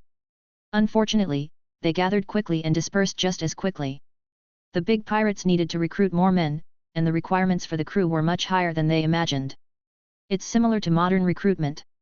Without impressive academic qualifications and resume, large companies won't even give you the qualifications for an interview and will eliminate you directly. Most of them obviously have nothing of the kind. Ugh! A young man from Taiwan, who was about 20 years old and had a pair of daggers hanging on his waist, sat back on the stone steps of the small square, looking somewhat lonely. An ordinary figure, an ordinary face, the kind that you can't even find in a crowd. He put his hands in his hair in extreme distress, and even his shadow cast on the ground seemed a little dim. The 887th attempt failed again. When will I be able to go out to sea and become a real pirate? I was so sad that I couldn't help but wail out loud. This caused all the other pirates nearby to stay away from him to avoid being contaminated by his bad luck. In addition to pirates, Iron Anchor Bay is also home to a large number of ordinary Northern Bay people. It is said that even the name of Bay people can be traced back to Iron Anchor Bay. Unlike the pirates who roamed around on land, they might have been engaged in a variety of occupations before going to sea. The Byron people who stayed here have adhered to traditions from generation to generation and regarded sea cruising as the most noble profession and honor. The successive failures were obviously a huge blow to this typical Taiwanese young man. At this moment, a big hand suddenly patted the young man's shoulder, and a voice as rough as rock sounded in his ears. Gary, so you are here. If you hadn't suddenly shouted, I would have almost lost you again. Then, a middle-aged man with a big beard sat down next to him. Seeing the young man's lonely look, I couldn't help but comfort him. Listen, Green, you have the most, unique talent I've ever seen. Yes, it is unique. The reason why you failed repeatedly on the pirate ship is simply because you didn't use this talent in the right place. If you didn't choose to go to sea, but instead went to a prosperous big city in the old world to be a thief, I believe you will become a super thief who will go down in history. Don't you dream of getting rich? Think about it, being a thief is also a very promising job. The visitor was the owner of the Sailor and Cat Bar, an old pirate from the bay who had already accumulated enough wealth and successfully retired. Apparently he has a good relationship with the young man. Although as a pirate nation, this value system is fundamentally wrong. When the young man thought of his talent, a light flashed in his eyes, but it immediately dimmed again. He turned his head and looked at the old pirate with a serious face. Uncle John, thank you for caring about me. Actually, I don't like money. What I really like is freedom and dignity. It just happens that money brings freedom and dignity. Just like the song in Call of Valhalla, I am both a shield and a spear, sharing weal and woe, plundering mortal enemies. This branch of the Northern Bay people is entrenched in Anchor Bay and Evernight Peninsula. They have always believed in primitive religions and have not converted to the church like the branch of Hastings. Believe that it is glorious to rob mortal enemies in blood and fire, but it is shameful to steal from ordinary people. Although he loves money, he has his own set of principles and can be said to be a thief with his own code of conduct. Uncle, I think a person's confidence mostly comes from economic strength. I hope that one day in the future when I need money, I can breathe a sigh of relief and say how great it is to have money, instead of sighing helplessly and saying that it would be great if I had money. At this point, the young man paused, continued to look at the man beside him, and corrected very seriously. And, Uncle John, my name is Gus, not Gary or Green. The man smiled awkwardly and took his hand back. In fact, it's not because he is so forgetful, but because Guts has a talent, or you can say a disease. Born without a sense of existence. Except for his mother, everyone else would subconsciously ignore his existence, and sometimes would turn a blind eye even if they saw him face to face. When you are young, this situation does not affect your life, but as you grow older, it becomes more and more serious. Until a few years ago, his mother, the only person who never ignored him, died because she had no money for medical treatment. The condition has even worsened to the point where even acquaintances would completely forget about him in the blink of an eye. Although he has excellent assassin skills, he has been forgotten on the battlefield by his companions more than once, and naturally there is no loot to speak of. Boss John, as their old neighbor, is one of the few people who still remember him. Of course Guts also tried to find ways to save himself, and looked for many excellent ship doctors on pirate ships, but to no avail. It was not until the end that I learned it from a prophet in the tower sequence. He was born with the shielded sense of existence of the assassin profession, but accidentally lost his only anchor in the process of growing up. Not only will you not be able to become a transcendent person, you may even suddenly disappear from this world one day. Unless someone is found who can always remember him, it will be possible to get everything back on track. By the way, I came here mainly to remind you that you should pay your rent this month. Young man, you must keep working hard, take advantage of the fact that there are so many pirate ships coming to Anchor Bay recently. Try a few more times and you will definitely succeed. Just don't forget to bring me the resettlement money. After all, you don't want to sleep on the square tonight, do you, Day? Old John gave him a big smile and turned back to the bar. Gus was no longer able to correct his address. But when he heard the word rent, his face fell sharply. Money has never been a problem. The key is whether he looks like a rich man. Gus's wish now is simple and urgent. He just wanted to find a captain who wouldn't accidentally forget about him so that he could move on board. This captain better be rich. God of prophecy, kingship, and the wild hunt, please give me a rich captain. Just as Guts was praying helplessly, he suddenly heard the sound of two people talking behind him. Strange, what's going on in Anchor Bay recently? We passed by here yesterday. Members of the Captain's Council are also recruiting. It seems to be Morrison the Butcherbird's piercing thorn and Edward Redbeard's nemesis. Today it has become the beast cage of Conductor Ferdinand. They are all mid-sequence extraordinary people of level 3 and above. Looking at the pirate flags flying on the ships in the port, it is obvious that many famous pirate captains have also gathered here. What do these guys have to do instead of hijacking ships? They all come here to play house. That's right, Captain. Isn't this bullying us honest people? They snatched away all the excellent crew members that the Golden Deer wanted to recruit. Gus turned his head and saw two figures, one in front and one behind, walking towards him. What a coincidence, the man in front was actually wearing a three-cornered captain's hat. Chapter 39, Captain's Council, Storm Gathering. Gus's eyes just glanced at the pirate behind him who had only 8 fingers and a boarding axe on his back. The focus was immediately on the young man in front who didn't seem to have anything to do with the image of a pirate, but was instead completely handsome. He grew up in Anchor Bay and is a typical local bully. He has seen more pirates in his lifetime than many small-town residents have seen in their lifetime. But such pirates are rare. He looked no more than 17 or 18 years old, but had fair skin and broad shoulders. Its javelin-like straight figure was already over 180 centimeters long. Under the slightly messy black hair, a pair of standard blue eyes of the Baidiwan people are deeper than the sea. He is hard to see through and utterly ignorant of. He exudes a maturity that is totally inconsistent with his age. It seemed a little familiar, but it didn't resemble any acquaintance or portrait I had seen before. He had a half-sword tied to his waist, wore a black cloak, and a captain's tricorn hat on his head. He actually looked like a young pirate captain. Although Gus was eager to find a captain to take over, he still didn't have much interest in chatting him up after hearing his questions.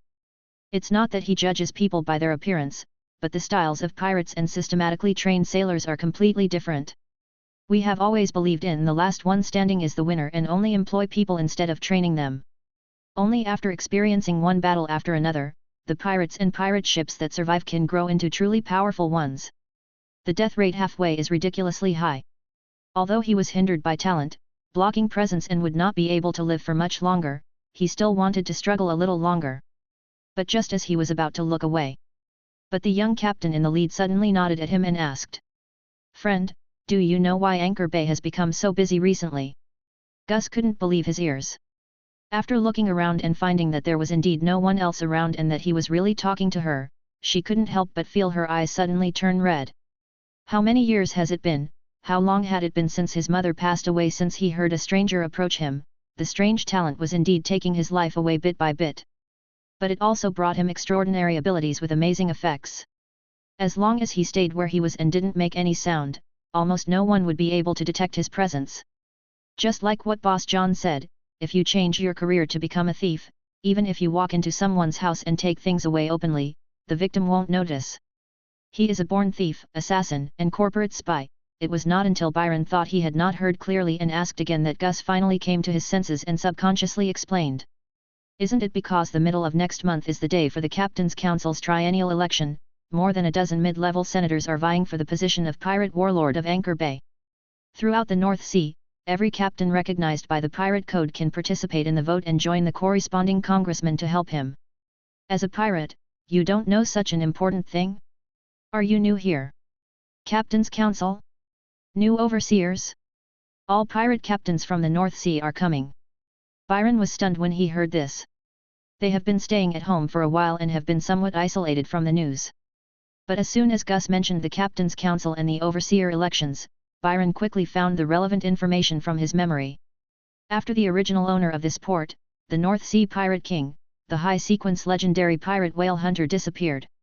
The Captain's Council of Iron Anchor Bay is composed of a group of the most powerful pirates, who manage all pirate-related affairs in the pirate port and even in the North Sea. It is equivalent to replacing the Pirate King's final authority with a parliamentary system. Elections are held every 3 years, including voting and fighting, to elect new members of parliament and a pirate warlord who is in charge. The warlord not only possesses enormous power and can control part of the power of the pirate code, but is also qualified to open a great secret treasure guarded by the people of the bay. Power, wealth, and even unknown extraordinary secrets are all at your fingertips. Such a grand event naturally attracted many pirate captains from all over the North Sea to Anchor Bay. Even though everyone knew they were just here to join in the fun. Although the power of the old world pirates has plummeted since the disappearance of the whale hunter. Like the Barbary pirates on the west coast, the powerful figures on the east coast also gradually moved to the southern waters. But pirates who are eligible to run for senator and warlord must be at least middle sequence, that is, powerful transcendence of level 3 or above.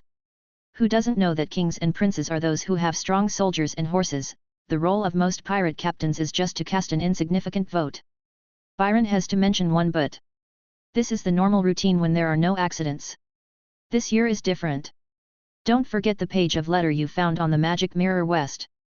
Before the end of October, enter Iron Anchor Bay as a pirate and wait for further instructions. Privateering captains who were driven by the House of York and the Hastings Admiralty were among the many pirates who came to participate in the parliamentary elections. Including the White Crystal, all summoned privateers may become a time bomb. As predicted. Byron just thought of this. The decoding density of the last sentence in the logbook secret, the Admiralty's conspiracy, historical influence 20 also increased from the original 5% to 18%. It's certain that there is bad intention. But I can't understand what York and the privateers under their control are going to do in Anchor Bay to pull out the hardest nail in the North Sea. Byron couldn't figure out what was going on for now, but he was still excited about the improvement in the decoding density. I decided to walk around these 2 days while there are many people around, maybe I can find a few more pieces of the puzzle. If there was a chance to cause trouble for the York family, he would enjoy it even if it meant losing money. After Byron thanked the ordinary passerby, he took the honest man 8 fingers to the Sailor and Cat bar. I plan to ask the boss which reliable sailors are here. Because the hybrid sailing ship uses more longitudinal sails, it greatly enhances its ability to headwind, while requiring far fewer people than a square-rigged ship. But if you want to operate it normally and leave room for shift changes to ensure full combat capability at all times, you will need at least 50 people. Their next task was to recruit 40 experienced pirate sailors. The honest man 8 fingers came out with him to recruit crew members, and little Hans, who was trained to be a craftsman, stayed in the shipyard to help his father. Excellent crew members are a scarce resource. Byron didn't seek to find particularly talented people, as long as they could sail the ship, fire cannons, fight hand-to-hand combat, and have basic combat capabilities. He had full confidence in his newly formulated 10 Commandments of Pirates and the extraordinary knowledge of various sequences in his mind. There will be no worries about not being able to attract good crew members in the future. Captain, are you planning to recruit crew members? I, Gus, grew up here and know all about the free sailors in the port. Even if you want special talents, I am very familiar with the Slave Guild. My help will definitely save you a lot of time. Byron's proactive greeting immediately ignited Gus's faint hope, and he quickly recommended himself to him. As he spoke, he straightened his messy clothes a little, stretched out 5 fingers, and gave Byron a big smile. 5 copperfuls, sir, it's only 5 copperfuls, you won't be cheated or fooled, it's definitely worth it. 1 gold pound was equal to 20 silver nuts, 1 silver nut was equal to 15 copperfuls, and 1 copperful could buy a standard weight of full bread, legal standard bread. 8 fingers had long known that his captain didn't have a strong concept of money. Without waiting for him to speak, he stepped forward and looked at Gus, whose face was full of "I love money" and whose tattered equipment all over his body also had "poor" written all over it. He stretched out 2 fingers calmly, showing the stingy spirit of a remit businessman, and chopped it in half 2 full. Gus's face froze. Even if I can't sell it, as a semi-transcendent who is born with spiritual awakening, I still have dignity. At this time, Guru all 3 looked down at Gus's stomach. The latter can only accept it awkwardly deal. But can you pay first? Chapter 40. Slave Guild. Just as Byron and his group walked into the Sailor and Cat Tavern and started picking people, a merchant ship named Rainbow Trout, flying both the pirate flag and the flag of the Golden Palm Trading Company, had just arrived at the dock through the fog. Thump thump thump. Michael, the profiteer merchant from the remit people who had dealt with a man-eating shark once, swaggered onto this merchant ship. He covered his nose with a white silk handkerchief and checked the boat from top to bottom with disgust, then nodded to the captain of the Rainbow Trout. "Mr. James, unload the cargo." The fierce sailors on the ship immediately took up their scimitars and stood ready for battle. When they opened the lower hatch cover of the cargo ship, a foul odor made them frown even though they were used to it.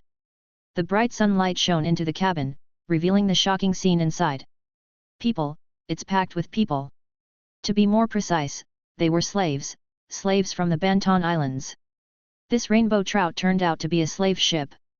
It was only slightly larger than an ordinary merchant ship, but its cabin was packed with more than 400 people. They were lying on their sides like sardines in a can, shackled one next to the other on the lower deck, or even in the stinking, damp, airtight, hellish hold. "Everyone stay still. Anyone who dares to run around will be killed on the spot." After a sailor shouted in broken native language, a group of sailors went down to the bottom hold with their noses pinched and unlocked the iron locks that were locked on the hold boards for them. They still had cast iron hand and leg shackles on, and were chained together to be escorted ashore. In the sunlight, you can see that these slaves have dark brown skin and are extremely strong. A male can be sold for about 26 pounds, and a female can be sold for 20 pounds. Most of the people on this ship are men, so the total sales can be around 10,000 pounds. Moreover, in addition to the indigenous slaves, there was also a group of white-skinned indentured servants on the ship. There are 4 main types of indentured slaves in the Old World. One type is bankrupts who are unable to repay their debts and can only sell themselves. The other type wants to earn the qualification to immigrate to the colonies through labor. The third type is the unlucky people who were robbed or deceived into signing a contract. The last type is the prisoners exiled by various countries. Anyway, in the Old World, the slave trade has never disappeared from ancient times to the present, whether it is for our own people or for foreigners. Wait, Captain James, why is there a patient in here? The profiteer Michael suddenly pointed at one of the indentured servants and asked the slave ship captain. After a long journey on the sea, although the others were not in good condition, at least they could still walk on their own. That slave seemed to have no strength to walk, and was carried along on a stretcher by 2 other indentured servants. As far as I know, any sick slave on the ship would be thrown into the sea immediately to prevent infection to other people. Why wasn't the slave thrown away? The slave ship captain, whose hair was a little grey but still looked fierce, didn't care about Michael's doubts. As a professional level treasure guardian of the second stage of the Gold Yuan sequence, his status in the Golden Palm Trading Company is higher and his qualifications are longer than the former. Haha, this is a piece of gold. How can I bear to throw it away? Take a closer look. This is the second time recently that I have been mocked for my poor eyesight. Michael couldn't help but frown and stopped the team of indentured servants. He walked forward and looked at the figure on the stretcher in confusion. Hiss, he immediately gasped. Miserable. It's so miserable. The countless whip marks that had already formed scabs on the skin were just child's play, seemingly from a torture device called the 9-tailed cat with lead bullets tied to the tip of the whip. It was obvious that he had experienced a more severe torture. The nails on his hands and feet were pulled out, and there were several burn marks from triangular irons on his chest. As a first-level golden eye of the Gold Yuan sequence, Michael could still see that his left arm, shoulder, and ribs were shattered and fractured, and his internal organs had been damaged.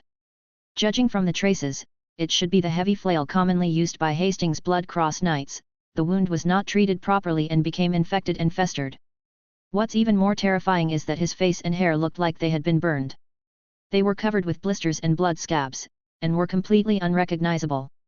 There was no trace of the original appearance at all. The key point is that even though he was injured like this, he was still alive and well. Even though he fell into a coma, he clenched his teeth tightly, as if he was afraid of talking in his sleep and saying something that he couldn't say. No one doubted that there must be some indestructible belief that supported him and made him absolutely unwilling to die. His willpower was simply terrifying. Hee, how's it going? This was bought from a black doctor when the slave ship docked at a small port north of the Hastings Channel Islands. Simply because he couldn't afford the medical bills. Even though this guy looks half dead now, when he is awake, he is a powerful martial arts expert. In order to subdue him, we lost 2 good fighters on our ship. After hearing the explanation of the slave ship captain, Michael's mind automatically emerged with the experience of this man. He was captured by ambush and tortured. He tried every means to escape, but was beaten severely and dying by the pursuing Blood Cross Knights. I'm afraid he was carrying some serious wanted warrant, and in order to avoid being recognized, he cruelly disfigured himself after escaping. Enough. Being cruel to others is not considered cruel. Only those who are cruel to themselves are truly cruel. In the end, he was accidentally sold to a slave trader by the greedy black doctor. Of course, as a profiteer, Michael had no conscience and what he cared about most was sales. This man is so badly injured that he is already useless. Unless you seek out a high-ranking glorious priest or solar crown priest from the church to use up their own vitality for treatment, there is no way you can save him. Even if one seeks help from forbidden knowledge, it would cost a huge price to heal an injury of this degree. It would probably take the lives of several extraordinary people of the same level to get one of his back. Will this sell? But James smiled deeply and intriguingly. No problem. If we can't sell them as slaves, can't we sell them as raw materials? There was no unowned land in the Old World, and the sales of these slaves had never been very good. At most, some lonely ladies would buy two to play with. But in a dark area like Anchor Bay, who says slaves can only be used for work?